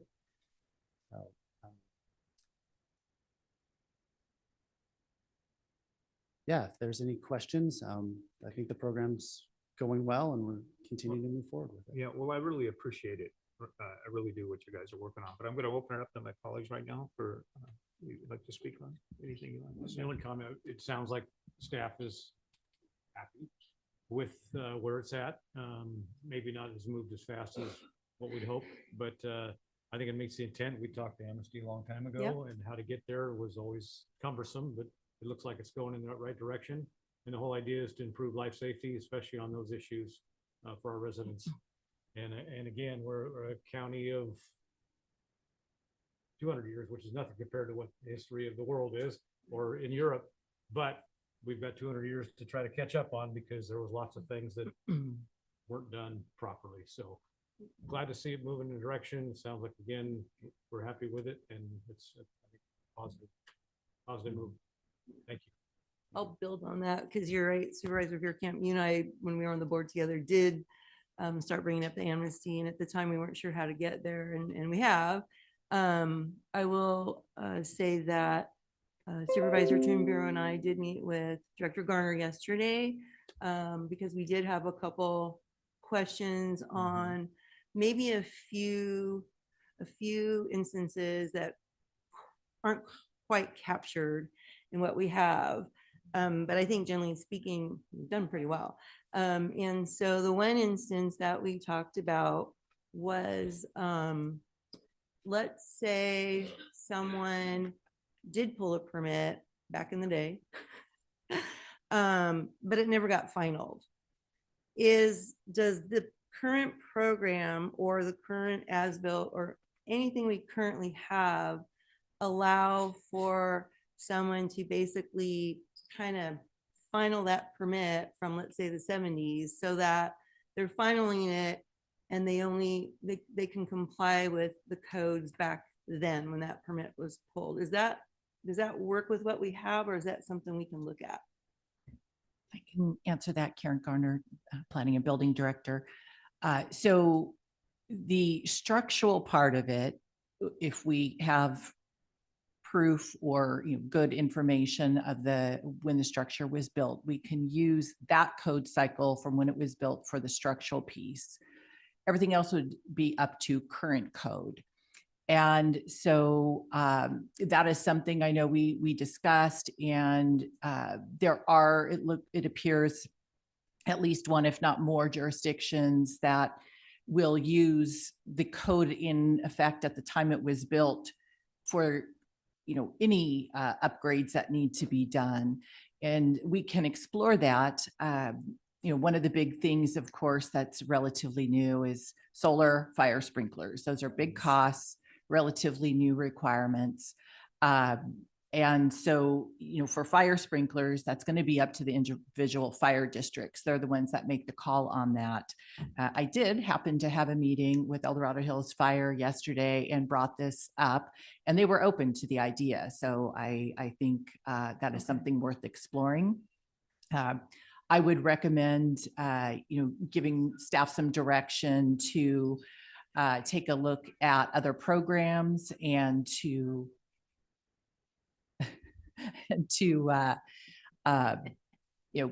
see what works for El Dorado County, because that's one thing, as we've looked at other jurisdictions programs, everyone's a little bit unique because they customize it based on their needs. And we want to do the same, but if the board so chooses, wants to give direction to staff to maybe explore a little bit more and come back and make a recommendation of how we might do a minor modification to consider looking at using the older codes or previous codes, whatever is applicable for the time it was built, for any upgrades that they need to do. Perfect. I appreciate that, because, and I do think that we'll want to include that in our motion today, the direction to do so. And I do like it when we put our direction in the meeting minutes in a motion, because it helps clarify it and memorialize our conversation for everyone. Otherwise, we all sit there and go, what did we talk about? What was that? And we have to go watch a video. So I would prefer that we put it in the meeting minutes. Sorry, one thing I should also say, this will give us a little bit of time as well. As Nick had mentioned, we're just kind of getting a few of these through, and some of them are actually making the upgrades. And sort of one of the pieces of missing information is, well, how much does it actually cost to make these upgrades? And I think having a few under our belt and seeing what that cost is will help us. So we know what we're imposing, is this a huge cost, or is this kind of a minor thing? And that will help form our recommendations. Very good. Yeah, one of the concerns that I have is basically to bring this up to code, especially with fire sprinklers, especially when you got to tear the sheetrock down to be able to do that. So it's very, very costly to do that, especially, and they have to be pressurized, and they have to sit for a certain amount of time, under pressure before they even pass inspection.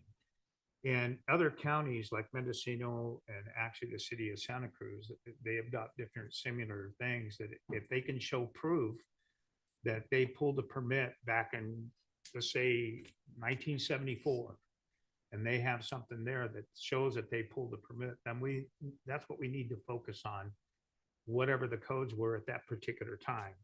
The biggest things on the sprinkler systems, it didn't start, the requirements didn't start in 2010, and it started being put in place in 2011.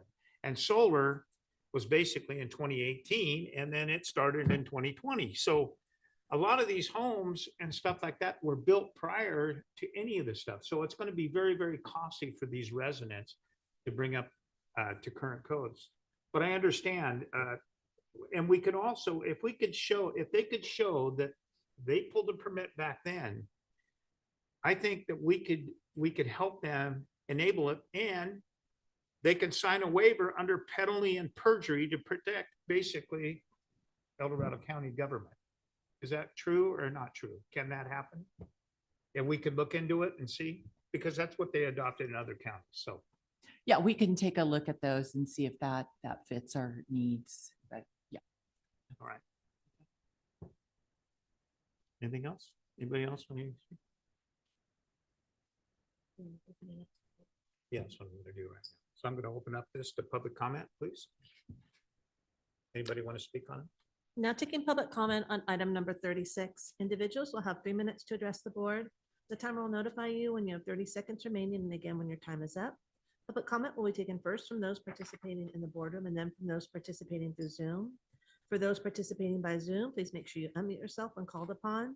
If you're joining the meeting by phone, press *9 to indicate a desire to comment. If you're joining by Zoom, press the raise hand button. Please voluntarily state your name for the record.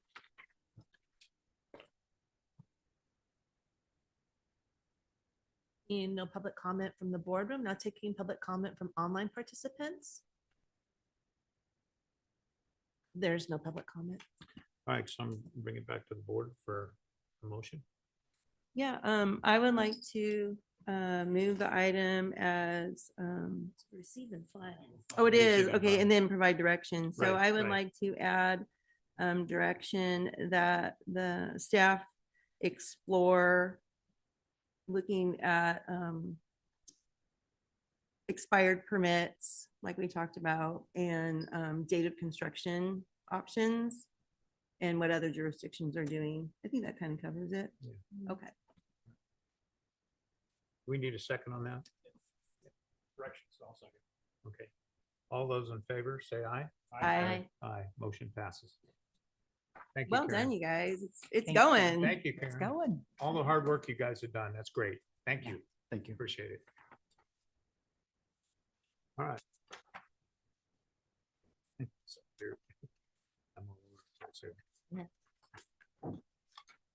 Item number 37 comes from the clerk of the board and the chief administrative office recommending the board, 1, make appointments to the airports ad hoc committee, broadband and connectivity ad hoc committee, budget ad hoc committee, housing and homelessness programs ad hoc committee, jurisdictional reorganizations ad hoc committee, SMUD ad hoc committee, mobile home ad hoc committee, biomass congregation facilities options ad hoc committee, and direct the clerk of the board to disband all other ad hoc committees mentioned below. That was a mouthful. So I don't know how we want to do this, if we want to take them individually and you can decide who you would like to sit on each ad hoc committee as the primary and then as the alternate. Well, first, I think it's worthy to note there's some corrections to make to the attachment. So maybe we should start there, just to make sure we're all starting on the same place. Okay. There was, the attachment was revised yesterday and attached in Legistar. The attachment itself did not have the mobile home ad hoc committee, which was added. Regarding the biomass congregation facilities, currently Supervisor Turnbull and Supervisor Parlin are the appointments. And the ad hoc for the tribe ad hoc was disbanded in September of 24. So there are a couple of changes to that, but otherwise we can move through, I think, each one if that's how the board would like to proceed. Yeah, and I actually had a question about the list itself. So are we saying that all of these ad hocs on these pages were created and never disbanded? Is that an accurate statement, except for the tribe one, of course? I think typically an ad hoc committee is set up with a specific purpose. And once the purpose is accomplished, the ad hoc just goes away. This is really a cleanup to just make sure that we have documentation that the mission or the purpose of the ad hoc has been accomplished and that we have a record showing that the board took the formal action to disband it. And I don't know if Tiffany has more to add. No, that's exactly right. Okay, and that makes sense because like on the tribe one there, we did disband it. We remembered, that was the Yeah. thing. We went, hey, look, we remembered to disband it as we finished. So that was cool. And then the other question I did have about the list itself, and I thought it'd be good to check in with the board is, do you see historical value of keeping these on here and adding another column of when they were disbanded, just for, future reference now that we're actually keeping track? I think it could be helpful, but it's not necessary. But that's just how my brain works, to see what we've done before, kind of thing, for, for data, I guess, to see, but that's something I think might be a worthy thing to do. And then beyond that, I guess we kind of do need to roll through these, don't we? Do we need to roll through Yeah, them? and can we assume that we all agree on the ones that are to be Disbanded. yes. disbanded? Mhm. Yeah, then we can just focus on the few that The we few need to that- make appointments There's only to. like, what, 4 or 5? Well, no, I'm sorry. Are there some that So, you don't think well, should? I'm so specifically on the list to disband is the chili bar one. And the chili bar project is like in the thick of analysis right now. Okay. However, my recollection, and I did not have the time to do the research on these because when an ad hoc's created, you're right, it has a specific scope. And I think the scope of the chili bar ad hoc has been completed and it probably should be disbanded, but I do think we're going to need another one maybe. So I wasn't sure what to do with that. Should we just disband it and create another one when it's time, CAO, or what's your preference? I believe when we were looking through these, that the board had actually taken action to disband the chili bar ad Okay, hoc. so that one we remembered also. We did, well, yeah. Okay. Yeah, kind of figured the thing out, or getting into a rhythm. Right. Yeah. Okay, so I'm just thinking though, given where we are in the analysis for the Mhm. park and the plans and stuff, I anticipate we'll want to create another one. So just be ready. And then another issue, and again, I think we can go ahead and disband it like it's here, but be ready to start another one, is the fairgrounds. There's stuff, you and I worked on an ad hoc, I think in the past, Supervisor Veerkamp, with the fairgrounds and the relationship with the Fair Association. There's still things that are left to work on, I believe. Right. And so I think it's okay to disband what's here. And I think next week, perhaps on the agenda, we're going to be getting a Fair Association update anyhow. So maybe we should be ready To to talk about it then, yeah. to create one at that Yeah. time. Okay. So heads up on that stuff. All right. Okay. Anybody else? Well, I would just add to that on the fire and emergency medical services ad hoc contract, I believe, for medical EMS, JPA contract is due in July 1st or June 30th. Okay. So that may also need some attention moving forward. We can formalize today and then be ready to go to that direction as it moves forward.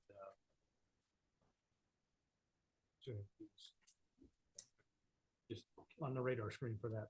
So like disband this one and be ready to probably engage another one soon. Right. Okay. Well, I think with that one in particular, it initially started as fire and EMS. And then as we were hearing more interest in the jurisdictional reorganizations, we expanded it to include that. Oh, So now we are recommending that we just limit it to those jurisdictional reorganizations. And then if needed, absolutely establish a separate app to address the contract that will be coming forward from the JPA. Okay. All right. Any other discussions? Anything, Greg? No. All right. Brooke? Well, nope, I think we just work think- through the list. All right. So do we make a motion on each item, like item 1 and item 2? I think you can probably wait till conclusion of the discussion. Yeah, Sounds like I'm you. just gonna ask on that until we open it up to public comment. So. Again, so it's different boards may take different approaches to whether you want to have your motion before public comment. Again, I think typically this board has deferred the actual motion until the conclusion of public comment, which isn't to say that you can't have discussions that may give your kind of preliminary leanings pending any changes that may take place following public comment. What's the rest of the board feel? Open it up to public comment now? Well, I think we should talk about item 1 on here to make the appointments to the ad Okay. hocs that we're keeping, just confirm or change Okay. them, I believe, right? So just go through that list that I gave Mhm. you. Yeah. And just start with the first one and All let's right. just go down So the let's list. go to airports ad hoc committee. Who would like to be appointed to that? So right now, Supervisor Parlin And is- Thomas was. and Thomas was. So are you interested in staying on that? Yeah, I mean, honestly, to keep it real, the airports are in Georgetown and Placerville. It makes So let's sense to just- have those 2 supervisors on Yeah. there. Okay. All right. so- That'll be good. Okay, Maybe then. add I'm sorry, Veerkamp. so then it would be Parlin and So we'll Veerkamp? add Veerkamp on that. Yeah.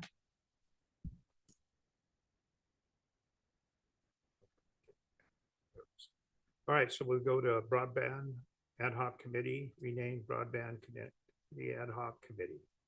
And there's actually no new members on that right now. So anybody would like to serve on that? And that's interesting because I thought I was on it all It this is. time. It's currently Supervisor Parlin and Supervisor Turnbull. Okay, all right. Well, Oh, then So okay. the board could choose to maintain Yeah. that. Are you or- okay with or that, change Laura, to be on that? Do we need a broadband ad hoc at this That's what I time? was wondering. It seems like it's, or Its own animal to some degree, is it not? Are we far enough along or not quite? Well, so the county just received the $66 million in grant funding, and so we're moving through the logistics of that. So Okay. it's up to the board as to whether or not you feel like you. I want guess my to question is, does continue. staff feel they need to ping a couple board Or we members could really? disband it, and if we, it's so Yeah. easy to reestablish if we need to, if we Yeah. feel like we need board And input. yeah, and I'll just let the board know, and I do try to give an update, but maybe I haven't been that good about it, in our board member report outs, updates. Because I'm on RCRC, I'm also on the Golden State Connect Authority, which is broadband for all the rural counties. And so I've been keeping in touch there. And then I liaison with Kyle Zimmelman and Econ Dev with broadband because he's been taking the lead on that. So I feel like I've been, keeping that liaison bit going between everything. And we did have an update not too long ago. So if we choose to keep it, I would like to be on the ad hoc. I just don't know if we need it right now. Okay. Maybe we disband it for now and And then we can bring it back later. And then Is when we everybody need Because it- all the engineering work's been cut and the environmental's wrapping up. It feels like the project is actually Yeah, well moving forward, underway. Yeah. So it's a good thing. Are we missing something, Sao? Would you like to have it?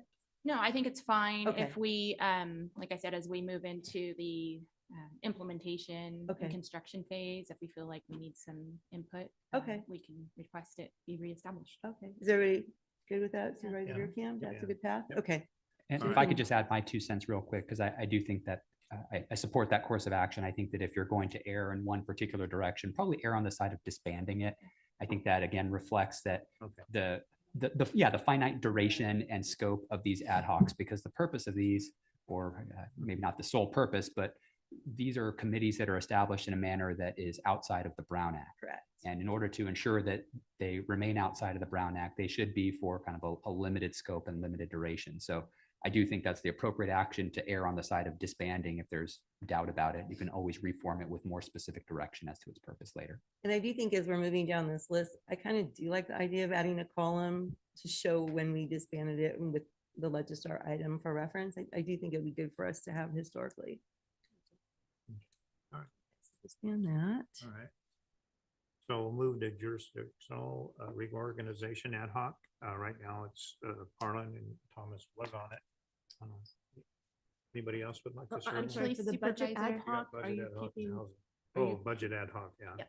Yeah, so, so it's actually Supervisor Lane and myself, so I would like to remain on that because we looked at a lot, we're not done yet. We're still learning. Yeah, we're still Yeah, learning, I so was- I'd like to remain on that, so everybody's okay with that.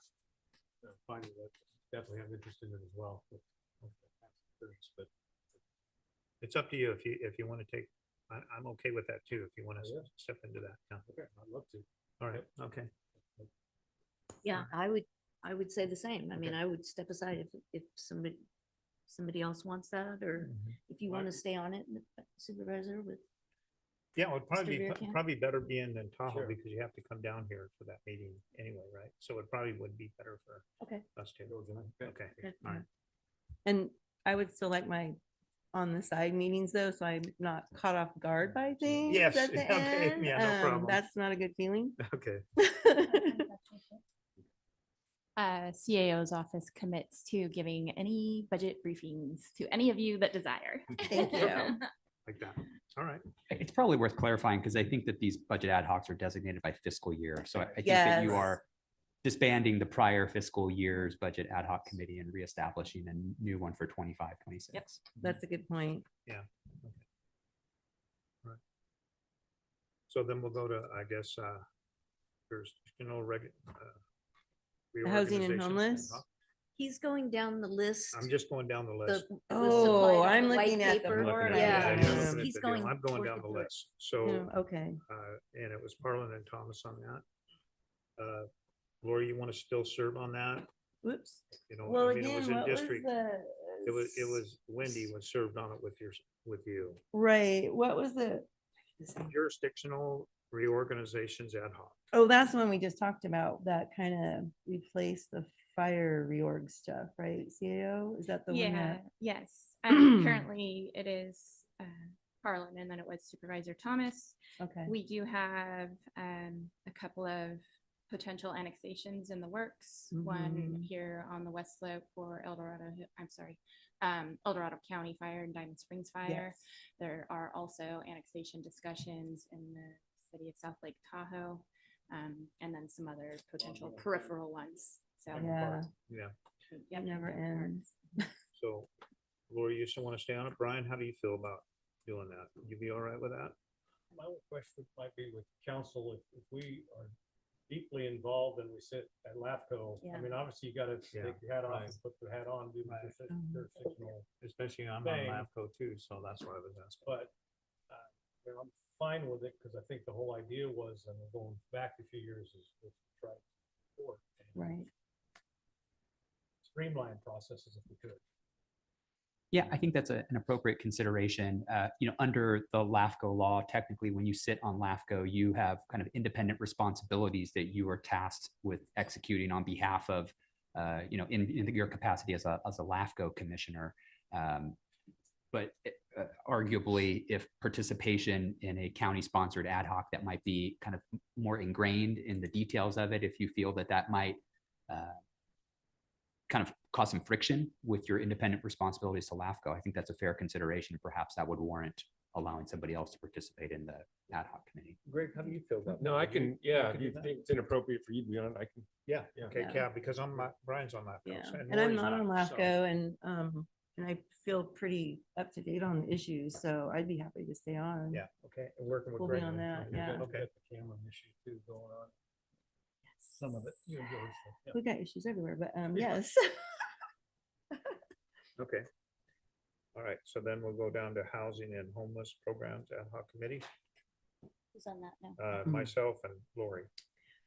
And I was gonna ask, what's the scope of that one? What are we doing anymore? So the housing and homelessness programs ad hoc is currently Parlin, and it was Supervisor Thomas. Honestly, that could probably be disbanded at this point. I think so too. It was initially to get the navigation All right, so we center can just off disband the that. ground. Okay. That's right. And we And- could certainly, if needed, reestablish or establish a new one. Right, and we've Okay. already, in the future, we've already voted to move it when that time comes. So Yeah, we I mean, don't- things don't think are we need that. so. pretty planned out for the Right. next couple of years where we're headed, but Right. if something comes up, CAO can convene an ad hoc with us. Cool. So now biomass facility options and ad hoc. So I'd like to remain on that biomass. Yeah. We've been No working a change lot of now. good things, You guys so. are going full steam ahead. Yeah. We are trying so hard to Yeah, have we some are. steam ahead from the So I'd biomass. like to remain on Yeah, that, so. mixed steam. I'm So- sorry, so that is going to be Turnbull and Parlin. Yeah. Yeah. You've been doing well. And since I have my mic on, can I just, what I'm hearing from staff that maybe there may be some volume issues. If you could maybe just make sure that your microphones are closer to you, that would be very helpful for staff. Thank you. Is that better? Thank you. All right, so we'll move on to the next one. There was flood ad hoc, What's that? at least on our here. It says on the flood. Did I agenda. miss that? We're getting there. Okay, I'm We're- sorry. He's Yeah. going down the Sorry, white I'm paper just going list down the and white we're on, list, you and I yeah. are on the blue one, Yeah. so we're having a hard time. Oh, no, we got it. Okay.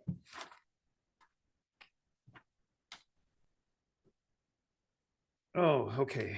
Ad hoc committee participate in discussions of Sacramento Municipal District representatives, the U.S. Forest Service to revisit revenue sharing and revenue generation in high impact tourist areas.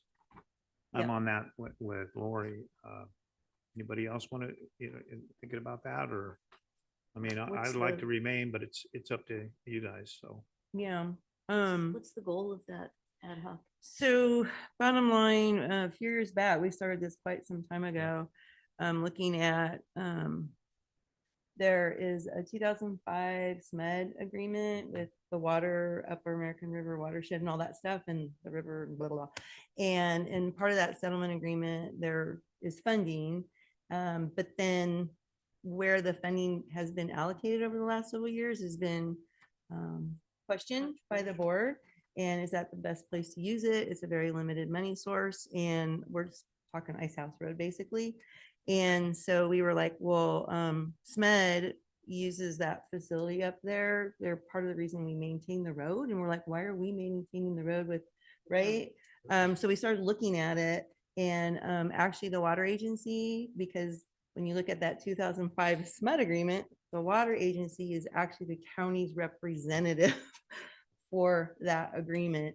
Because originally I had poked at the agreement and I was like, don't touch the agreement, Lori, let's look outside. So we're kind of doing negotiations, and we're realizing that we need to reach out larger than just SMUD to get funding to maintain Ice House Road. So that's totally in the works, and the water agency is in the thick of it right now. So it's been a slow go though, with pulling in so many parties, SMUD, the Forest Service, PG&E, and all that. So, but we're slogging through it still.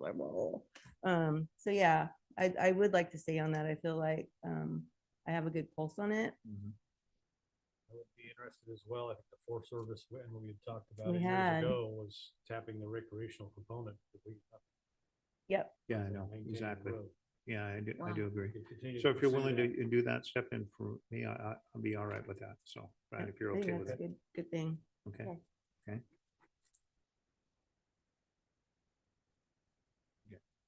All right. Did we hit them all? Feels like, The mobile home ad hoc. Yeah. oh, I didn't cross that one out, right? Mobile home. We just Oh, yeah. created that one, Yeah, that was correct? just a new one, right? Mhm. Yeah. It's currently okay. Supervisor Lane and Supervisor Turnbull. Yeah. And so I don't know how everybody feels about that, this mobile home issue, because it's a big thing. I only have one, I think one mobile home. No, actually two, in my district. District 3 has the most, Yeah, this area has the you know, most. and Laura, you have a lot too. I have a lot of I think, troubled yeah, ones. Yeah. Where we live. Yeah. And Brooke, how many District do you 3 have? has the most. Mhm. District 5 has the next most. We have Yes. quite a few, and definitely I would like to stay on that because we really didn't get a chance to get started. We formed it late in the year, Way late. and Way late, then yeah, a and we lot never of got started, things, yeah. Supervisor Heidel's, a lot of things happened that we Right, we haven't exactly, even right. met yet. So Yeah. I'd love to give it a whirl. Okay. Okay. Brian, how do you feel? I mean, would you feel like Fine stepping with in there it. because your Is district it has the around, most, obviously, one of the most, yeah. Homes, mobile home parks being bought up by out of Right. area Mm-hmm. Yeah. constituents, and then price fixing and Right. Yeah. services and Right. so on and so forth. Yeah. I know it's a big it's up one. to you. I mean, I'm all right to stay in there, working Or with I'll- Brooke. I will just step wondering into if- that space How if- much we want to get in the middle of it, 'cause it's where Right. the market driving most of it, and I know, exactly. then we start price fixing and. Well, and I shared with Supervisor Parlin a stack of letters that I have been receiving from constituents I in know. District 5 saying my rent was $700 and now it's $1,200, and that doesn't include utilities. So, I mean, I personally feel that we need to get involved. Not necessarily do, Right. what you're Yeah, saying, what you're like talking rent about. control is Yeah. something none of us want to do, but No. I do think that we need to be in the mix with the conversations. I do think the Mobile Home Association, I don't know if that's the right name, but the Mobile Home Association has a really good leader right now that was very engaged in the last ad hocs. And so, and again, Well, un- I think it's worth talking about. I'm Yeah. not just sure. there's Right, a what really what the easy action solution. is. Yeah, I agree. and also, but I think beyond just the rents is also the condition Yeah. of many of the mobile home Mobile, parks. yeah. That's another piece of our puzzle. And remember, our county, a lot of our seniors Mhm. and lower income folks Yeah. tend to, gravitate yeah. towards the mobile homes. And so, and I think they're in our One of our affordable housing. So it is important that we're in the mix, at least, and aware. And if we have to maybe do policy or something to support it. So, but I hear your concerns and agree. We want to kind of probably stay away from rent control, but Well, yeah, we have to there's be, Elements we can and. elements that yes, maybe- totally involved. So I'm Right. fine if you want Supervisor. Lane. Okay. Yeah, I Okay. think we've got All the right. majority of them. Yeah, you do have the majority, so I'm okay with that. So. And then, All right. when appropriate, presentation to the board Yes. and stuff and all that. Okay. Got it. All right. Who was nominated for the Housing and Homeless Program ad hoc? We're gonna disband that. Disband it. So we're disbanding the broadband and the housing. Right. Correct. And then just, I'll go through for the board and the public. So for the airports ad hoc, we have Parlin and Veer Camp. For the budget, we have Turnbull and Veer Camp. For the jurisdictional ad hoc, we have Parlin and Ferrero. For the SMUD ad hoc, we have Parlin and Veer Camp. For the mobile home ad hoc, we have Veer Camp and Lane. And for the biomass, we have Turnbull and Parlin. That sounds right. Good job. Good. Good Are you job. ready to open it up now Yeah, for public open comment? up the Okay. public comment, please. Now like take this. Now taking public comment on item number 37. Individuals will have 3 minutes to address the board. The timer will notify you when you have 30 seconds remaining, and again when your time is up. Public comment will be taken first from those participating in the boardroom and then from those participating through Zoom. For those participating by Zoom, please make sure you unmute yourself when called upon. If you're joining the meeting by phone, press *9 to indicate a desire to comment. If you're joining by Zoom, press the raise hand button. Please voluntarily state your name for the record. Seeing no public comment from the boardroom, now taking public comment from online participants. Now taking public comment from Chris Payne. Good morning again, board. Just a couple of items or issues related to this item. I do like Supervisor Parlin's proposal to add either another column or a section below the sections that you already have with the disbanded ad hocs. As she has said, history sometimes loses us, or we lose history by not having something clearly articulated in the record. So this would be a way to have that done. The other part that I noted was that your discussion background in Legistar does not include any discussion about any of these ad hoc committees. All you have is two attachments on the Legistar item. One which was, I believe, the original ad hoc list, and then one that's called revised. They are slightly different, but note that on the housing, there was a relationship identified in the information with the community foundation, and that relationship hasn't been talked about. So therefore, removing an ad hoc committee, if you have a specific relationship identified, I think it would be appropriate to discuss that and whether or not you should forego making any decisions today, but bring this back after you modify it. And I'm referring also to section 2 of this item 37, which talks about disbanding 14 ad hoc committees. But I see that there's context in some of them which hasn't been discussed at all because you haven't discussed this part, where you'd want to bring it back after you've established what it is that you feel is the reasons why you want to disband it and what's appropriate for going forward. Supervisor Ferraro, I believe because you haven't seen this, that it would be important for you to know what the intent was originally on why we had these, and then why we believe they need to be removed. And that discussion, I believe, it's unfair for you to be making a judgment on something that you really haven't seen before. And then Supervisor Veerkamp, the same thing. Some of this I saw was pertaining to you leaving your last term in terms of the Fair Board ad hoc. There was even reference in there as to you leaving. So be careful on what you do. Thanks. Bye. Now taking public comment from Tracy.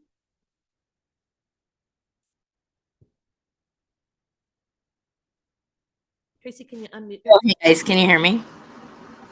Yes, we can. Can you hear me? Yes, we can. Okay.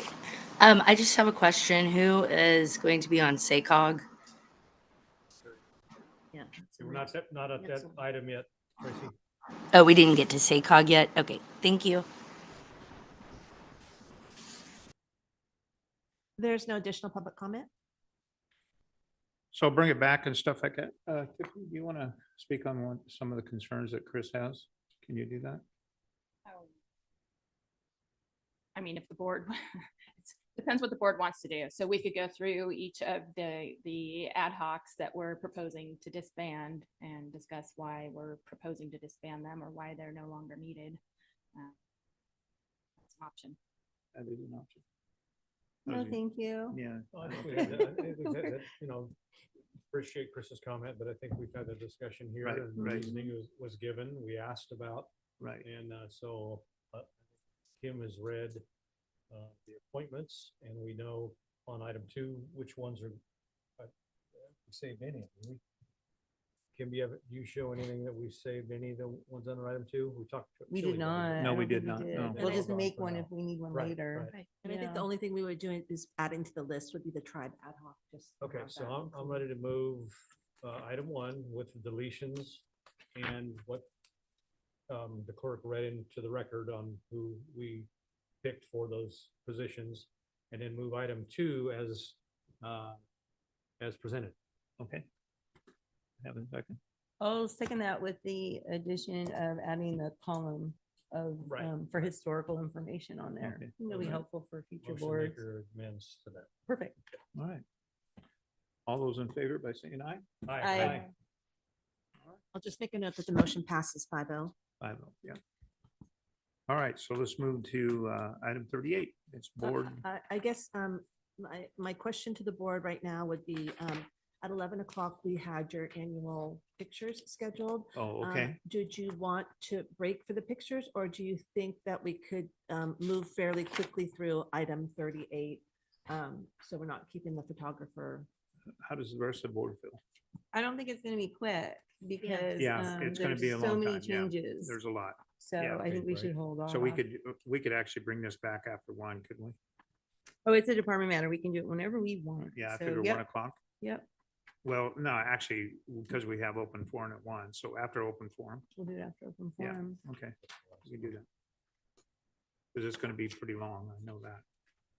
Could be, maybe not. Maybe not. Okay. All right. Okay, so, We'll stand in recess. right, recess and Until 1 o'clock. till 1 o'clock. Okay. Yeah.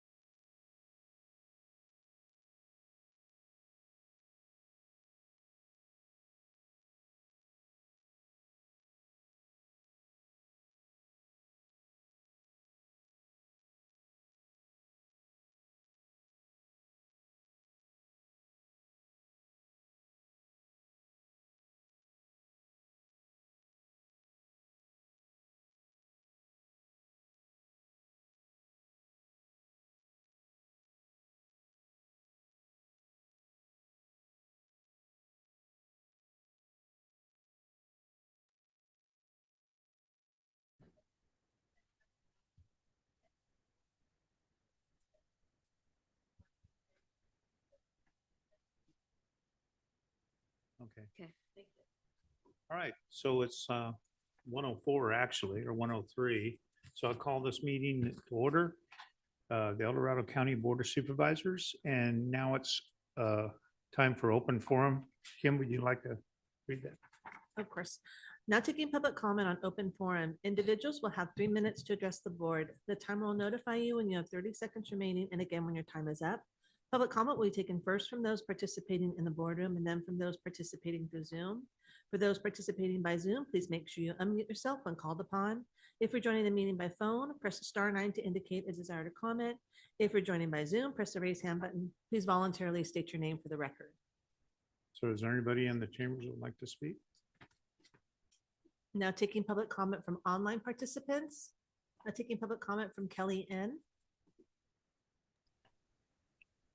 Good afternoon. I guess everybody got it out of their system this morning. But it's time to get to work and looking at help and accountability for our people. Like everyone, January 1st had, some different surprises. We just were informed that our PG&E will be going up 8.2%. By an approved increase, though interestingly enough, they had a $15 million surplus that they needed to spend by the end of the fourth quarter of 2024 in their budget, not to mention the other millions of dollars in salaries and profits. On June, expected to be January 22nd, we'll be seeing a 63 cent per gallon increase thanks to our governor and an environmental increase. He likes to wait till after the 20th so he can blame President Trump's administration. Another thing, it didn't necessarily affect me, but I care about our whole district here in El Dorado Hills, is what the Defensible Space Act has cost people in associations. Serrano saw a 12% increase in their dues with a letter that included the reason for this is the expected $650,000 on up additional costs in their landscape costs to maintain the 100-foot buffer of their open spaces, and of course, other expenses. The thing that just shocked me the most today is transparency. I'm in the commercial construction industry. I do enjoy making a living on public works contracts. So it was a little shocking to me to get a bid request today for the juvenile hall. Looks like renovation of the court.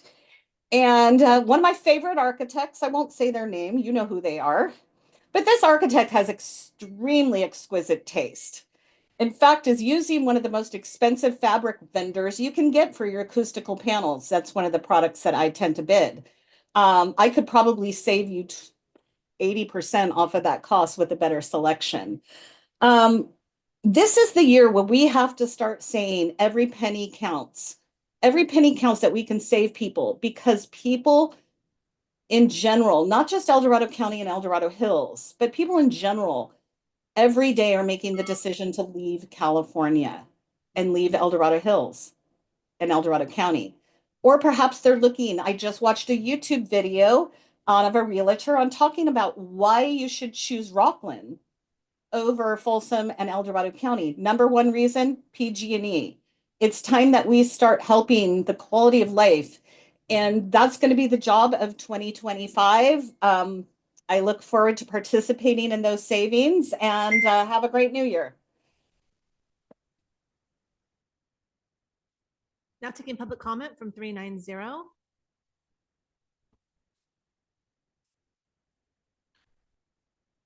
Well, welcome, board. And Kelly, I'd love to meet with you sometime. Ken Greenwood, 530-306-6390.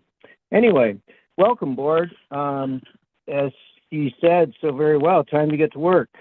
Prices are up.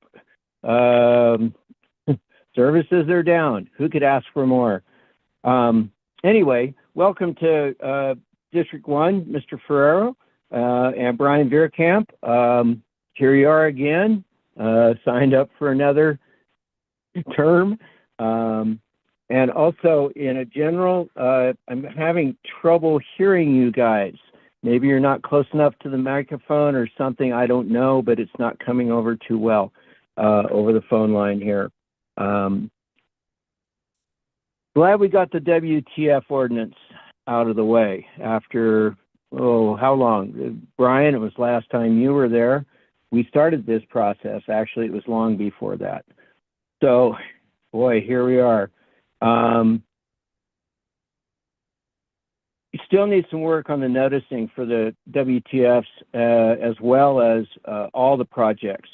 Early noticing and wide-ranging noticing is true to the Fifth Amendment. And if we're going to support the Constitution, let's do it. While this is cumbersome and takes extra staff time, it will result in more public engagement and better projects in the long run. That is what CEQA is all about. If ever there was a Fifth Amendment compatible law in California, CEQA is it.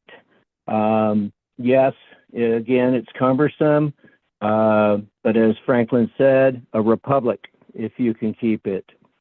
Anyway, welcome to the brave new world. Here we are, 2025. It's going to be a very interesting year. It's going to, Governor Newsom's budget is fraught with mistakes and so forth. So it'll be interesting to see how that works out. And I guess we're done. Thank you very much. Look forward to the new year. Now taking public comment from 525.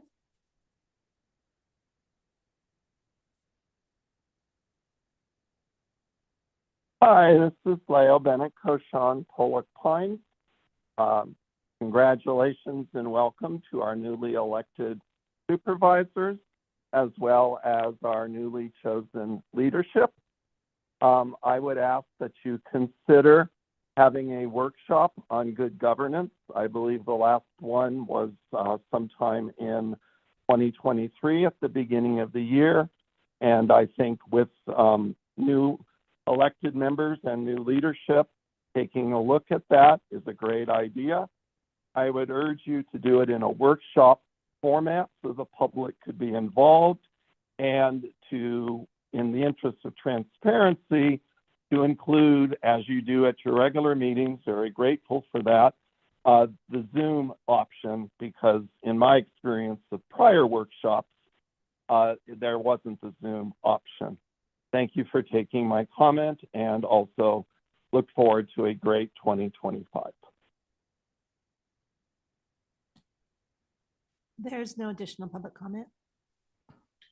Okay, some of the comments that was made, I know the situation with PG&E, El Dorado County has really no control over what the rates are on PG&E, even though there is times that I wrote letter to try to help with, especially the senior communities, to see what we can do about lowering the rates.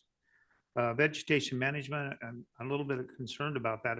If Serrano area, if they have where they're charging people, especially on their open space, that they have to clear, that's not fair to the people that live in these houses in Serrano. So I would like to look into that a little bit more if it's possible with our team, vegetation management team. Look into that a little bit more. So, and then also, don't we have a good governance workshop scheduled for this year? That's correct. It's scheduled for, tentatively scheduled for the first meeting in April, I believe. Okay. All right. Maybe the second meeting in April. Okay. Sounds good. All right. Item number 38 comes from the clerk of the board, recommending the board make board member appointments to various boards, commissions, or committees for 2025. And I might suggest that we kind of do the same thing as we did with the ad hoc, just go down them one by one, and I'll make notations as you move along. Yeah. All right. So I'll open it up to discussion to my fellow board members. Why don't you take the lead and just go down the list? Because Okay, there are we so can- many changes. I in know there. there is a lot. Mhm. So anyway, let's start at go the that. top. Let's go that. So basically, abandoned vehicle abatement service, Joint Powers of Authority, JPA. Current member is Supervisor Turnbus, Thomas, and then current alternate was Supervisor Heidel. Does anybody want to be on any of those, that committee or that? I've been on that committee before. They meet like once a year. It's a great assignment if you need to. Yeah. It's like, I don't even know If what you this wanna pick something is. easy. Yeah. I'm happy to do Yeah, it. especially Yeah. Greg, yeah. Yeah, so, kind of familiar with Yeah. vehicles. Yeah, exactly. Anybody else, Brian? How do you feel about that or? Yeah, I'll do it. I didn't know if Brooke was putting her name in the hat. Like you've done it before. I'll do Okay, it with the- go. with the Background, so that's fine. Okay, Yeah, that's Alternate. fine. Yep. all right. Okay, so then Behavior Health Commission, current member is Supervisor Thomas. Anybody would like to be on that commission? How often are they meeting, Kim?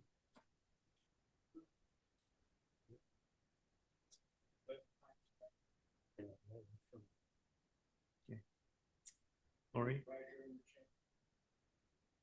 How do you feel, Lori? Greg, how do you feel? Maybe if no one else is gonna do it, I'm happy to do it. I just don't want to get too overwhelmed my first year. Yeah. It's kind of hoping to take more alternate positions, but if no one else is willing to do it, I certainly am. Okay, all right. Got that, Kim? Okay, current identification remote access network. Current member was Supervisor Heidel. What is that? Yeah. Yeah, I would like to know too. What is it? Does anybody know? Does it meet ever? I don't know. Wonder if Cindy. If Cindy knew anything about it. Hold on, I'll find a start. I think it has to do with the involves law enforcement and maybe Cal ID fingerprinting. I'm thinking. Hmm.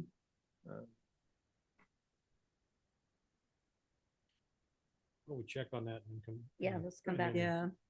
I can, if you, calendar it. there online, it says the California Identification Remote Access Network, it's Cal ID RAN, board members determines location for remote access network equipment with the county and develops local procedures and authorizes use of funds from the automated fingerprint identification fund.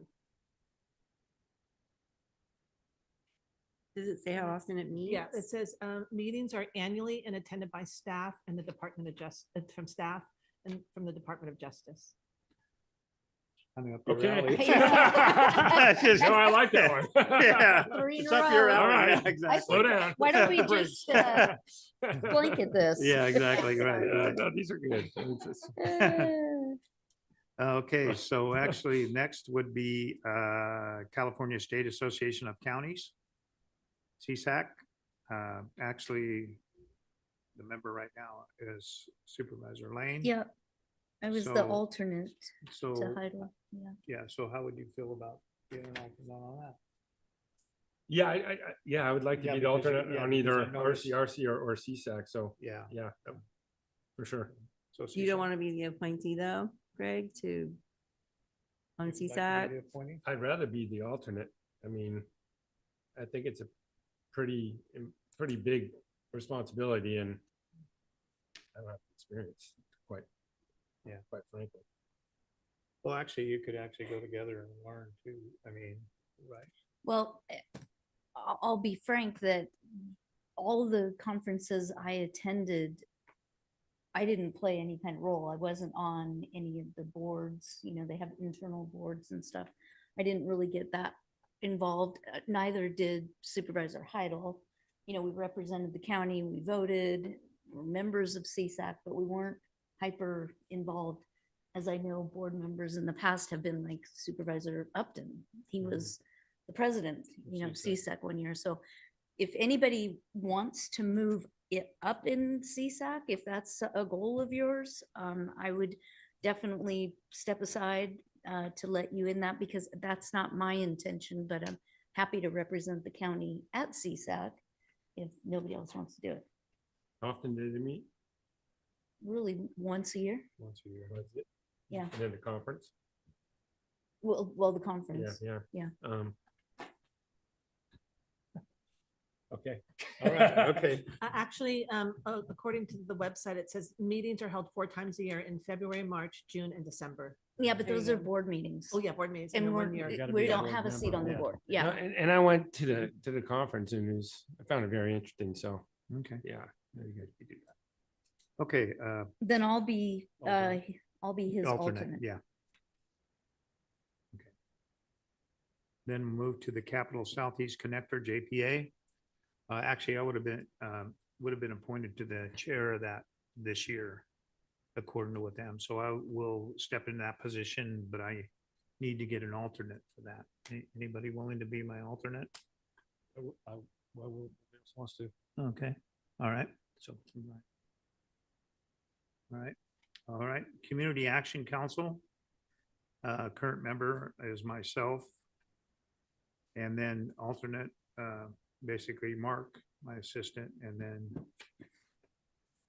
then the other current member would be Supervisor Thomas, and the alternate was Karen Feathers.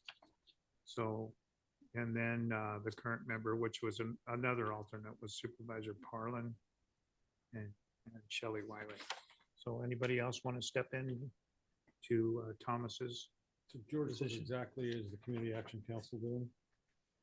Well, that's, 'Cause you've got we different discussed that. Community Right, advisories. right. So is it this countywide Community Action Council? Yeah. Representatives from All three, and well, the different districts and stuff, but all city? the members, yeah, there's a lot of people that are on that. Mark, they're actually working on some things right now to bring something that, and Mark talked about to Lori and I, but sometimes, I don't know. Are there city representatives on it? Are there nonprofits? Well, there's a lot of nonprofits. This one's is a somewhat unique one. Maybe Kim has a little bit more because they did do a presentation to the board somewhat recently, Right, but it's right. it's a committee that is essentially required in accordance with federal Federal law, regulation for federal law. administering community block grants. Mm. It's kind of an oversight committee.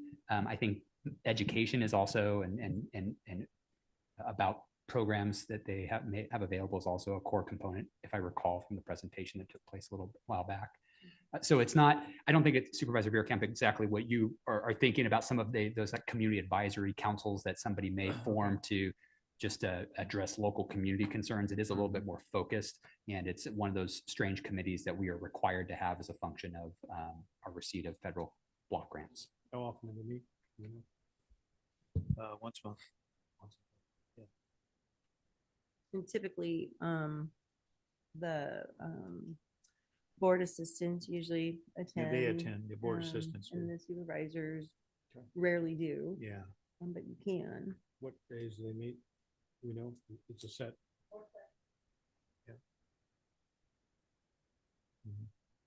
Fourth Wednesday from 10 to 2. And sometimes it's over around there. So most of them. It's possible, but I wouldn't commit it right now. Yeah. And I'm Of course, also Kathy wondering. go if I don't go, but we'll talk. Right, and I'm also wondering if, because so it says that I got on here in 2021, prior to that, it was District 1. And I know Cindy went all the time, and I will say that the information sharing that happens there about resources and services available to the community is very helpful. So I'm wondering if we want to circle back on this one and see if Cindy and District 1 might want to attend again, because they did step off so that I could have a turn at it. And now that, I've been plugged in, I'd feel okay stepping off. But it really is an information, other than they oversee, I'm going to put up my air quote fingers, they oversee this grant. You just have to have it. But all they really have been doing is information sharing, which is great. Shelley comes back from the meeting with flyers and stuff for our newsletter, perhaps, but it's a good way to know what kind of services are out there for community members. I think it's pretty low key as far as, responsibility. Yeah, I don't think Cindy's really interested, and I don't want to commit her to that. Yeah, let's at this point. pause it till we have a discussion. Yeah. My assistant, your assistant. Yeah, okay. Bring this one back. Just bring it back. Yeah, just bring it back. Okay, that sounds good. All right. So, But Supervisor Turnbull and Supervisor Parlin, you will continue. Yeah, unless somebody Yeah, wants to step in yeah, that space. right. I will Yeah, so that you're okay easily. with, Yeah. okay, so at least we've got that. And anyone can listen in. You don't have to attend as a member. You, if you want to just like attend a Zoom or something and listen in to know what resources they have, you can do that too. Okay, next is the El Dorado County Commission of Youth and Families. The current member was Supervisor Thomas. Anybody would like to do that? I've done it before and loved it, so unless somebody's dying to do it. Okay, you okay with that? All right. El Dorado County Water Agency. I'm the current member on it, and so is Lori, and then actually Supervisor Thomas be going off. So anybody else would like to be on the County Water Agency? With my water background, I'd love to be there. Okay, all right. Well, that works. And then El Dorado County Youth Commission. Current is Supervisor Thomas would have been. Brian is. Yep, I mean, it's consistent with you. Yeah, so- right, Yeah. exactly. Yep. Yes, exactly. And next would be Evelyn Horn Scholarship Committee. Must be from a district which constitutes the major portion of the western slope. It's normally the chair. Yeah, yeah, well, mine's most of it, so I guess it Yep. would be me. And then there's also another, whoever would be the vice chair, which I guess would be you. But I wonder if, are you okay with that, Brooke? Because there's chair and vice chair. Except for there's a, The West Slope. yeah, qualification up there on the top. Yeah, qualifications. So I guess it would be, so Supervisor Thomas was on it before, so I don't know, how do you feel? I'm okay with being on it, but does anybody else want to be on it too? I know of it because I did it a couple times. My wife Lori as well as a high school district representative. Right, right. Matter of fact, she straightened out some of the stuff they weren't doing, so. Okay. It's an annual scholarship meeting to give out scholarship for the Evelyn Horn. Okay. All right. A little bit here. First five. Current member is Lori Parlin. You would like to remain on that, Lori? Yes, please. Okay. All right, next is Golden Sierra Job Training Agency. Current member is Supervisor Parlin, and I'm the alternate. Does anybody else want to be on that?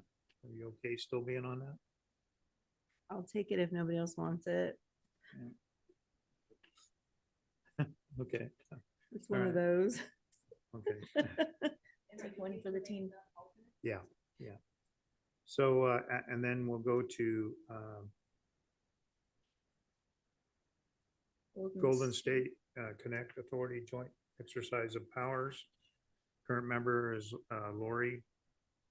And Oh, then I'm the right. alternate. So, This is what I was referencing earlier, that this is the RCRC broadband effort, so I'd like to stay on this one. yeah, okay, myself too.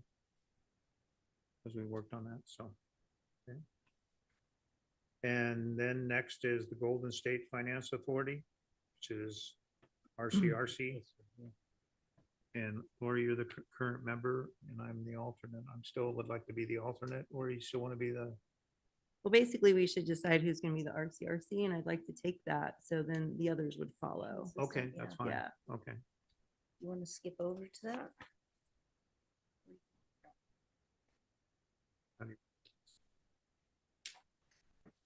Well, let's just talk about who's going to be the RCRC representative, so then we can fill these in. Okay. Yeah.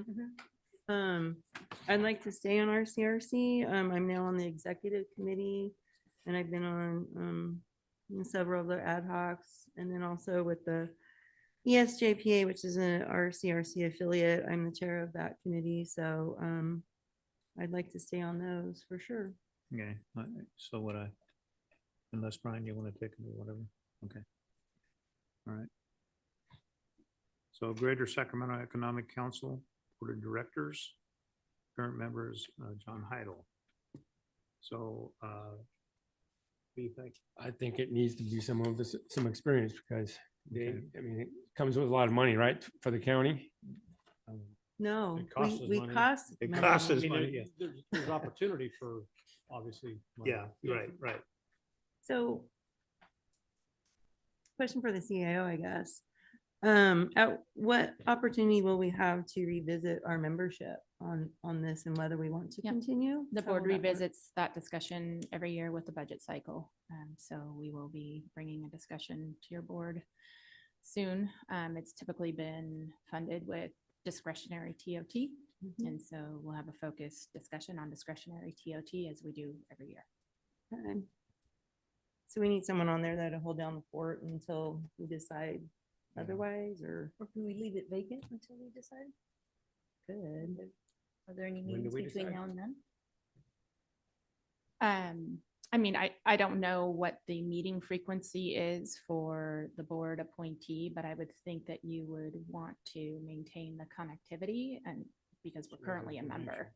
Until So, we get there. yeah. And I think, doesn't Kyle Zimbelman or And somebody? we're funded, this current year is funded all the way through June, right, June. exactly. end of Staff June attend, staff attends. Kyle does attend as part of the edit group, but this is the board. Right. Oh, I Yeah. see. Okay. And it looks like meetings are held quarterly. Okay. All right. So who's gonna do it? I'll do it.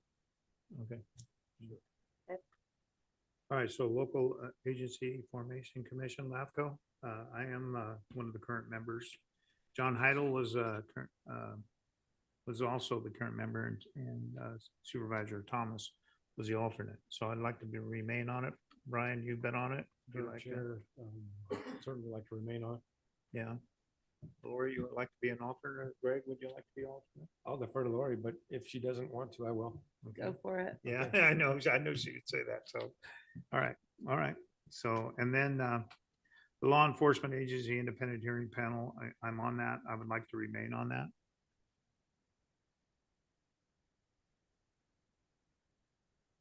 And then the rest of them are just basically all falls in with RCRC, correct? Actually, in the Mountain Counties Air Basin Control Council we meet once a year, I believe. It's related to AQMD, so it's not related to Oh, it's not? RCRC. It is Okay. not.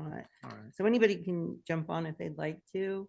Like I said, we meet, I think, once a year at the most. Mhm. And I'll take it if you'd like. I would like to remain as the alternate. If anybody else wants to step up and Are you be the interested chair. in that in Supervisor Beer Camp, really? It's just part of it's Mountain County, so it's a regional kind of Right, air right. quality thing. And remember, we just updated our policy recently for AQMD. Mhm. It's kind of related to all that. Yeah. So, yeah, we're a non-attainment area. I'll take it. Right, okay. Next is National Association of Counties. Yeah. Current member is Lori, and the current alternate member was Supervisor Thomas. I'll just keep it real. NACO, I keep trying to plug into it, but it's a national thing. And I mean, I do attend webinars. I do read the newsletters, and if there's anything that I think is pertinent to our county, I do forward it on. But as far as attending their meetings, you're one of 3,000 attendees, and it's very expensive to go. So I've never been able, in my mind, to justify going. So I haven't plugged in well, just because of, I think, the expense, and it's so vast. So if anybody else would like to try and step into that space, please feel free. But otherwise, I'll just keep, doing what I do. Anybody else is more than welcome, though. So they allow Zoom monthly? Is it monthly? The webinars seem perhaps monthly, and I will say it's a webinar. It's webinar. very, but you can do it is a webinar because it's national. I will say the good thing is that James Gore, Sonoma County Supervisor, is the current president. So California is well represented on it. Presented down at CSAC. Yeah, he was. wasn't Yeah, he? that makes sense that he Okay. would be there. So, like I said, California is well represented, but it's just, I've been liking to plug in to RCRC, which is a little more, California oriented, where we can make a difference, and we have. at the national level, it is just so big. So, yeah. You want to come back to that one? You guys think about it? What do you think, Brian? I'm not, I mean, I'd love to, but I'm not totally interested at this point, given we've still got some more to go and they're time consuming. They are, But I So don't we know. can skip this, come back to it later. Yeah, I and didn't know decide if that. Greg with CSAC, it's sort of. Well, that's sort of actually kind of together, fits and then that. If you can webinar, you don't have to go, but if there We'll was figure out how to something. use it. Yeah, that's- well, that'll and teach us. honestly, the webinars are more, I would say, reporting out of what all the various committees are doing. And you can ask questions, you know, that kind of thing. I think the actual stuff that happens might get the conferences. And again, We haven't gone. haven't gone to one. I Okay. don't, They're usually I don't back- recall anybody Back east, aren't going. they? They are, yeah, and they're just, Expensive. and their timing seems like a terrible, I just have not asked the county to spend money to send me, Yeah, to be yeah. honest, so. If you want to get more familiar with the national stuff, you know, you can take it and see, or if you want, do you want, you know, what you could do if you want, keep me at the current and be the alternate, Sure. Greg, and then Yeah, I let's can do that, kind and of, kind of both we can. and then I can kind of plug hand you off, in yeah. and you can see if you want to Okay. engage more. That's How's- fair. Yeah. Let's do that. Everybody's okay with that? All right, so Rural Counties Environmental Services, JPA, current member is Lori Parlin. Yeah, and like I said, I'd like to stay on that. Okay. And then next is Rural Counties Representative of California RCRC. We already did that. Already did that, just part of that, right?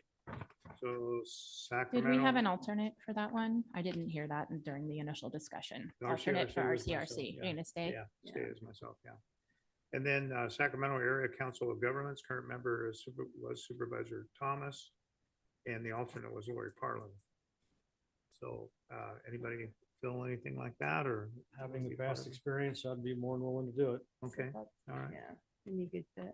yeah, And okay. you get it alternate. And then you can still be. Yeah, the that alternate? actually worked out pretty well. So that's what I mistook GSEC for Oh, okay. SACOG. So SACOG. I'm happy taking Oh. GSEC. Yeah. So Okay, sorry for the confusion. okay, all right.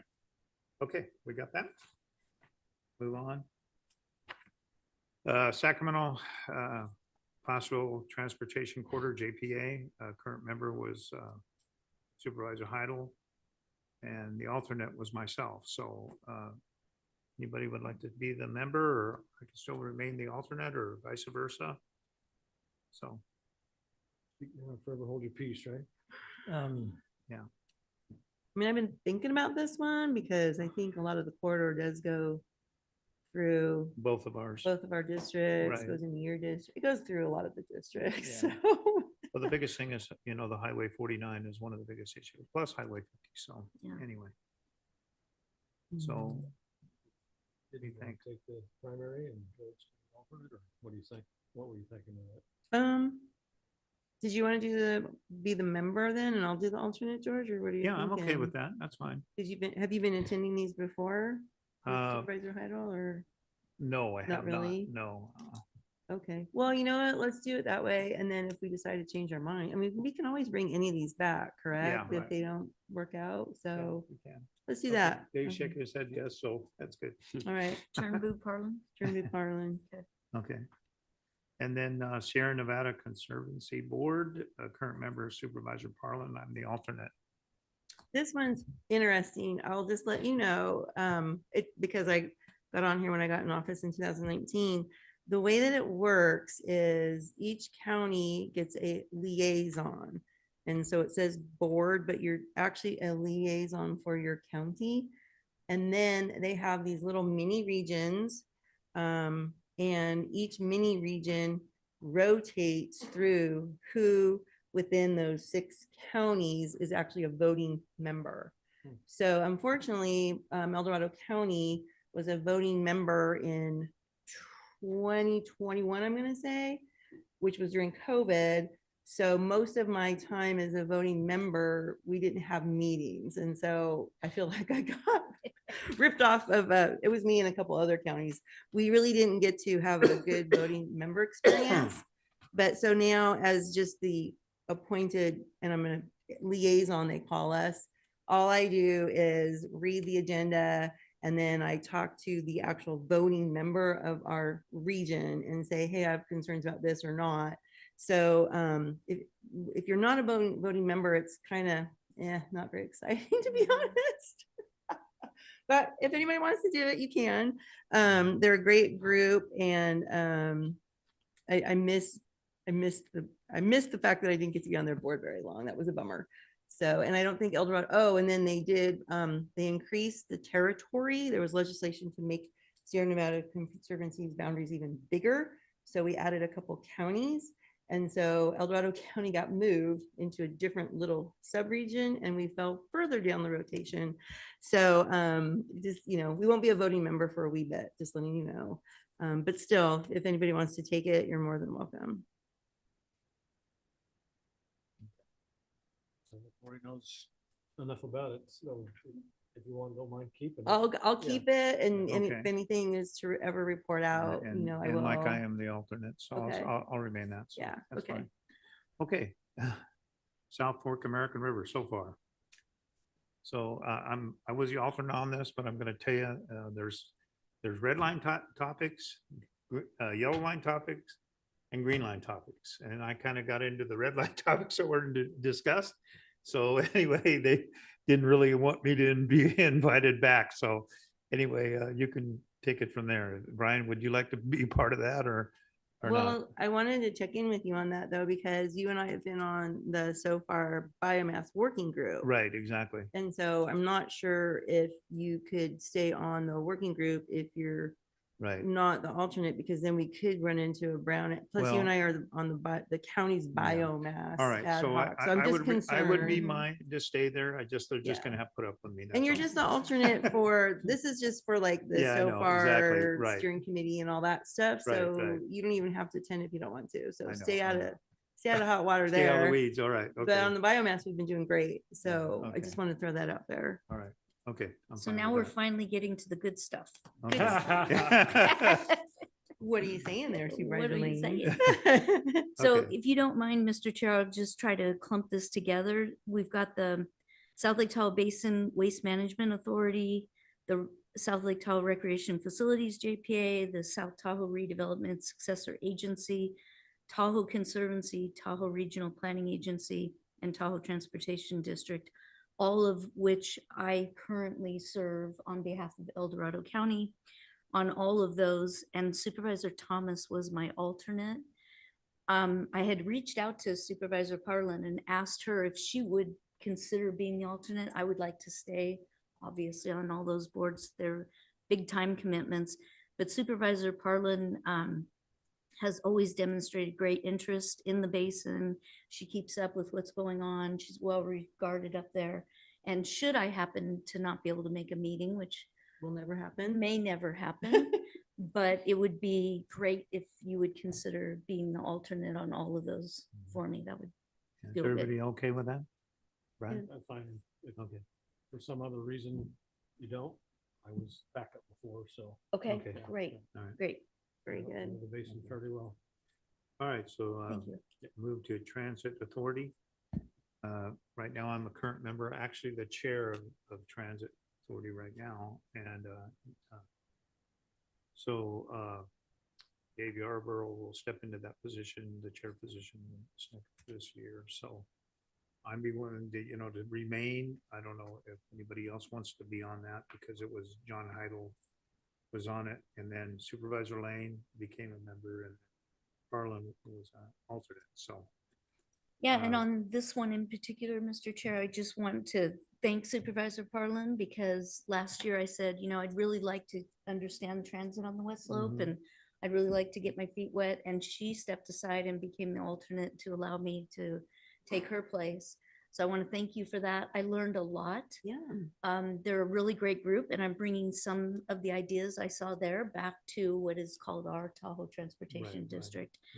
Yeah. But I would be more than willing to step aside. Sure. I appreciated my time there and all that I learned, but Yeah. don't have a strong role for being in District 5. So anybody else want to part of Brian? Sure. Okay. I was before, and it's a good Yeah, organization. okay, so basically Supervisor Lane, myself, and then Brian. You okay with that? Well, I think that, Like you were I'll saying? go ahead and Okay. step back on, and thank you I'm glad that you found it a valuable, Okay. of your time, and that, and it was good for me to step up for a wee bit, for me to realize that, oh yeah, I probably do want it, but it was, once you're off a committee, I will say, when you're not assigned to it, you have so many other things to do that you say, oh, I'll go check their agenda, and you never, I don't know, you just never do. It's just one of those things, we have so many commitments. So I appreciate you plunking me back on there, and I will re-engage and see how it goes, but thank you. Nice, thank you. Okay, so how are we gonna work on this again? Who is it gonna be? Well, I think Supervisor Veerkamp will take Supervisor Huddle's place, and Okay. then Supervisor Parlin will take my place. So there's still an alternate supervisor Yeah, position. yeah. I don't know, Mr. Right, yeah. Ferrero, if you wanted to think about I that. can be the alternate. Yeah, okay, all right. And then you can still attend the meetings and and get a little, I think you can still attend, or is it a violation of the Browns Act? Well, he can attend like in the audience. Yeah, that's what I wondered, if he can, in the audience, can he? Dave? Or violates the Browns Act? It's a public. It's a publicly noticed meeting, so long as he doesn't participate, that there'd be no problem with attending. Okay, good. All right, good. Okay, and then we moved to Transportation Commission. Was Supervisor Heidel and myself, and then Supervisor Thomas. So we need to fill 2 positions and then 1 alternate too. Or actually, no, another member too. Just 4 of the 4 of us, yeah. I think you just plug Ferrero and Yeah, I think it's Veerkamp. gotta be in the West Slope, here. right? Yeah, right. Yeah. Okay, West Slope, okay. not that'll an work. option this time. No, there is none, huh? Okay. So, One more. oh yeah, University California Cooperative Extension, UCCE, current member is Lori. Lori, you still want to remain on that? Yeah, unless anybody else is interested in it. They're going through some transition again. And it's been good to be there and provide feedback. And sometimes we've had some really hard conversations actually the past couple of years about budget and stuff. And so it's been good to be there. And I attend, Leanne, our ag commissioner, goes also. Okay. All right, Kim, you want to read all that back? I guess the one question I did have was regarding the Community Action Council. Would you want that item to potentially come back on January 28th? Would that give you time to maybe talk? Yeah, that speak would with be, your yeah, give us assistants and time, especially decide they maybe- can talk to their assistants and then we can get clarity then, okay? And I'm more than happy to read it if you feel like it would be helpful. Well, I mean, Otherwise- we don't have to, I just thought, Oh, if we, I have one more thing to add before we finish. Sorry. oh, okay, go ahead. Yeah, when I was going through this, I was going through my calendar, looking at all the things that, assignments that we have and all that. Mhm. And I realized that we probably should, or maybe I wonder if we should, there we go. I wonder if we should include, so right now, the way that we have set up the continuum of care, EDOK, Eldorado Opportunity Knox, is we've made some changes over the last couple years. And for the first change we made, there's a Eldorado County member on it and an alternate. And we had changed that a couple years ago, and I was the county's primary, and then Supervisor Thomas was the county's alternate. But then we wanted to kind of get the county more engaged in the executive committee of it. And so what we ended up doing is now the county's representative, primary representative, is Timolin. Is it James? Yes. From HHSA is now the county's primary, and I've been the alternate. And I've been going, let me rephrase that. Supervisor Thomas and I have been tag teaming it because I used to have a conflicting meeting. But I feel that it's really important now that we've gotten the relationship with the COC and we understand our roles better. We didn't used to understand our roles, and it was really confusing. And so now I feel that the board and the county are far more engaged and understand the financing and the grants and all that stuff that even though right now I've only been the alternate, I did ask my conflicting committee. They changed their calendar so I could actually go to these.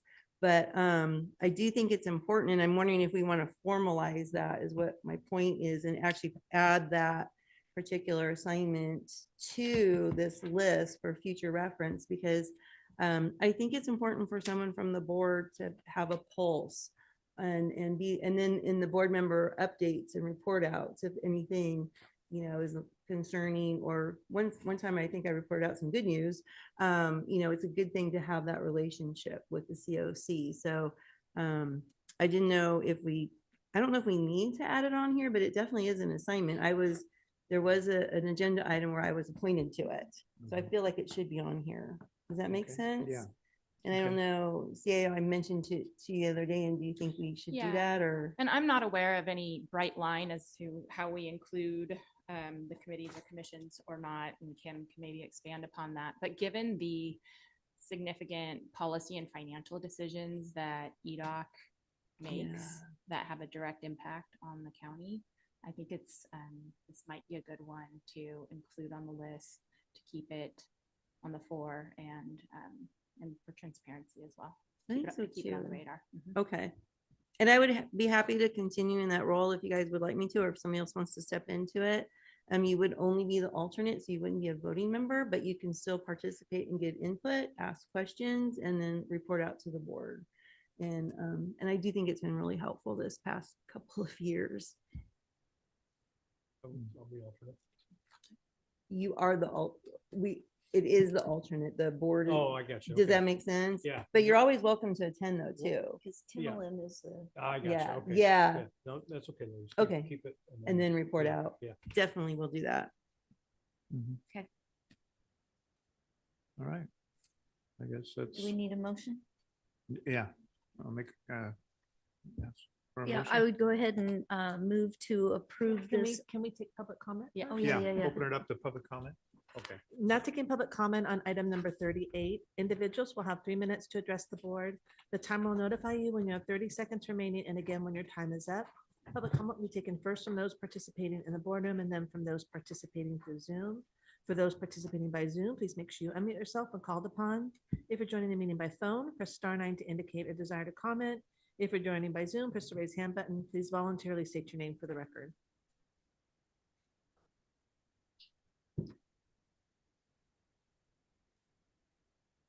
I am Jim Abram, Chair of the Behavioral Health Commission. Thank you for volunteering to be on it. Little information, we're mandated by the State of California Welfare Institution Code 5604 to review and evaluate the behavioral health services and substance use services in El Dorado County. Over the last 8 years or so, Supervisor Hydall and Supervisor Thomas were both on the commission, and they attended our meetings almost all the time. Our bylaws say 3 misses if you're a commissioner is fine to miss a few meetings, but I'm hoping that when you Supervisor Ferrero come on, that you can attend our meetings too. Our meetings are very informative, and you'll learn a lot about what's really going on in our community with behavioral health services. Some of our items last year were about PERT, the psychiatric emergency response team, which is between the sheriff's office and the behavioral health department, crisis intervention training. We've dealt with a number of other issues that are coming forward, and with the Proposition 1 BHSA plan coming forward and going online in June of 2026, which the commission's already working with. Those are important items to make sure that our mental health, behavioral health services continue. Welcome aboard. Our next meeting is January 15th, the Wednesday after tomorrow, and it starts at 5 o'clock. We're right here in the chambers. We also have a commission member in Lake Tahoe. They meet at the behavioral health offices in Lake Tahoe, and they Zoom into the meetings. So I hope you can attend as often as your schedule allows, and I'd love to meet with you in the future and before. Yeah. give you a little more education about what we do and how we work. And thank you all for your service, and have a good day. Thank you, Jim. Bye. Thank you, Jim. Thanks for your service.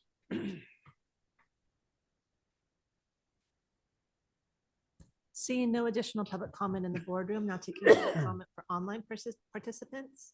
Now taking public comment from 390.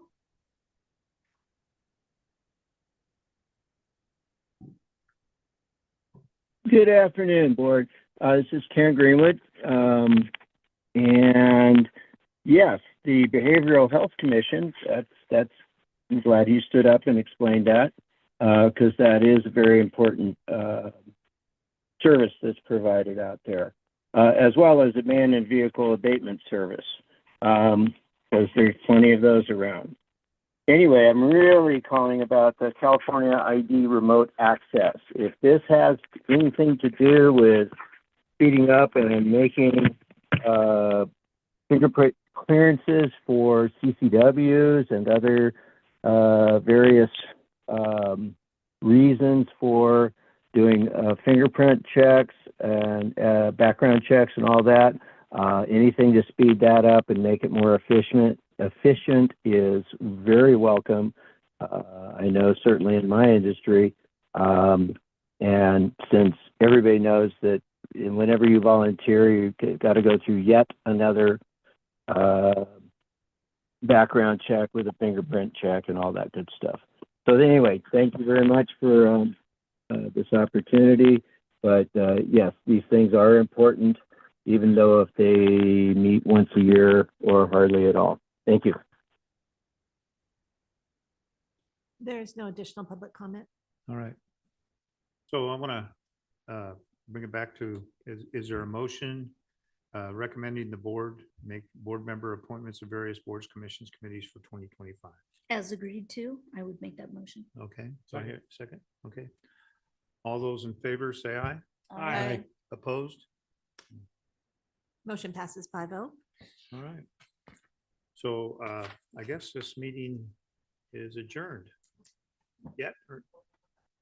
Well, I don't think we need to do that today, being that we have two members on. Do you have anything, Tiffany? No, sir. Thank you. Okay, thank you. County Council, come on. Okay. So basically, I'll adjourn this meeting at approximately 1:55. Yeah, 55. Thank you. Thank you. Thank you. Thank you, George. Good job.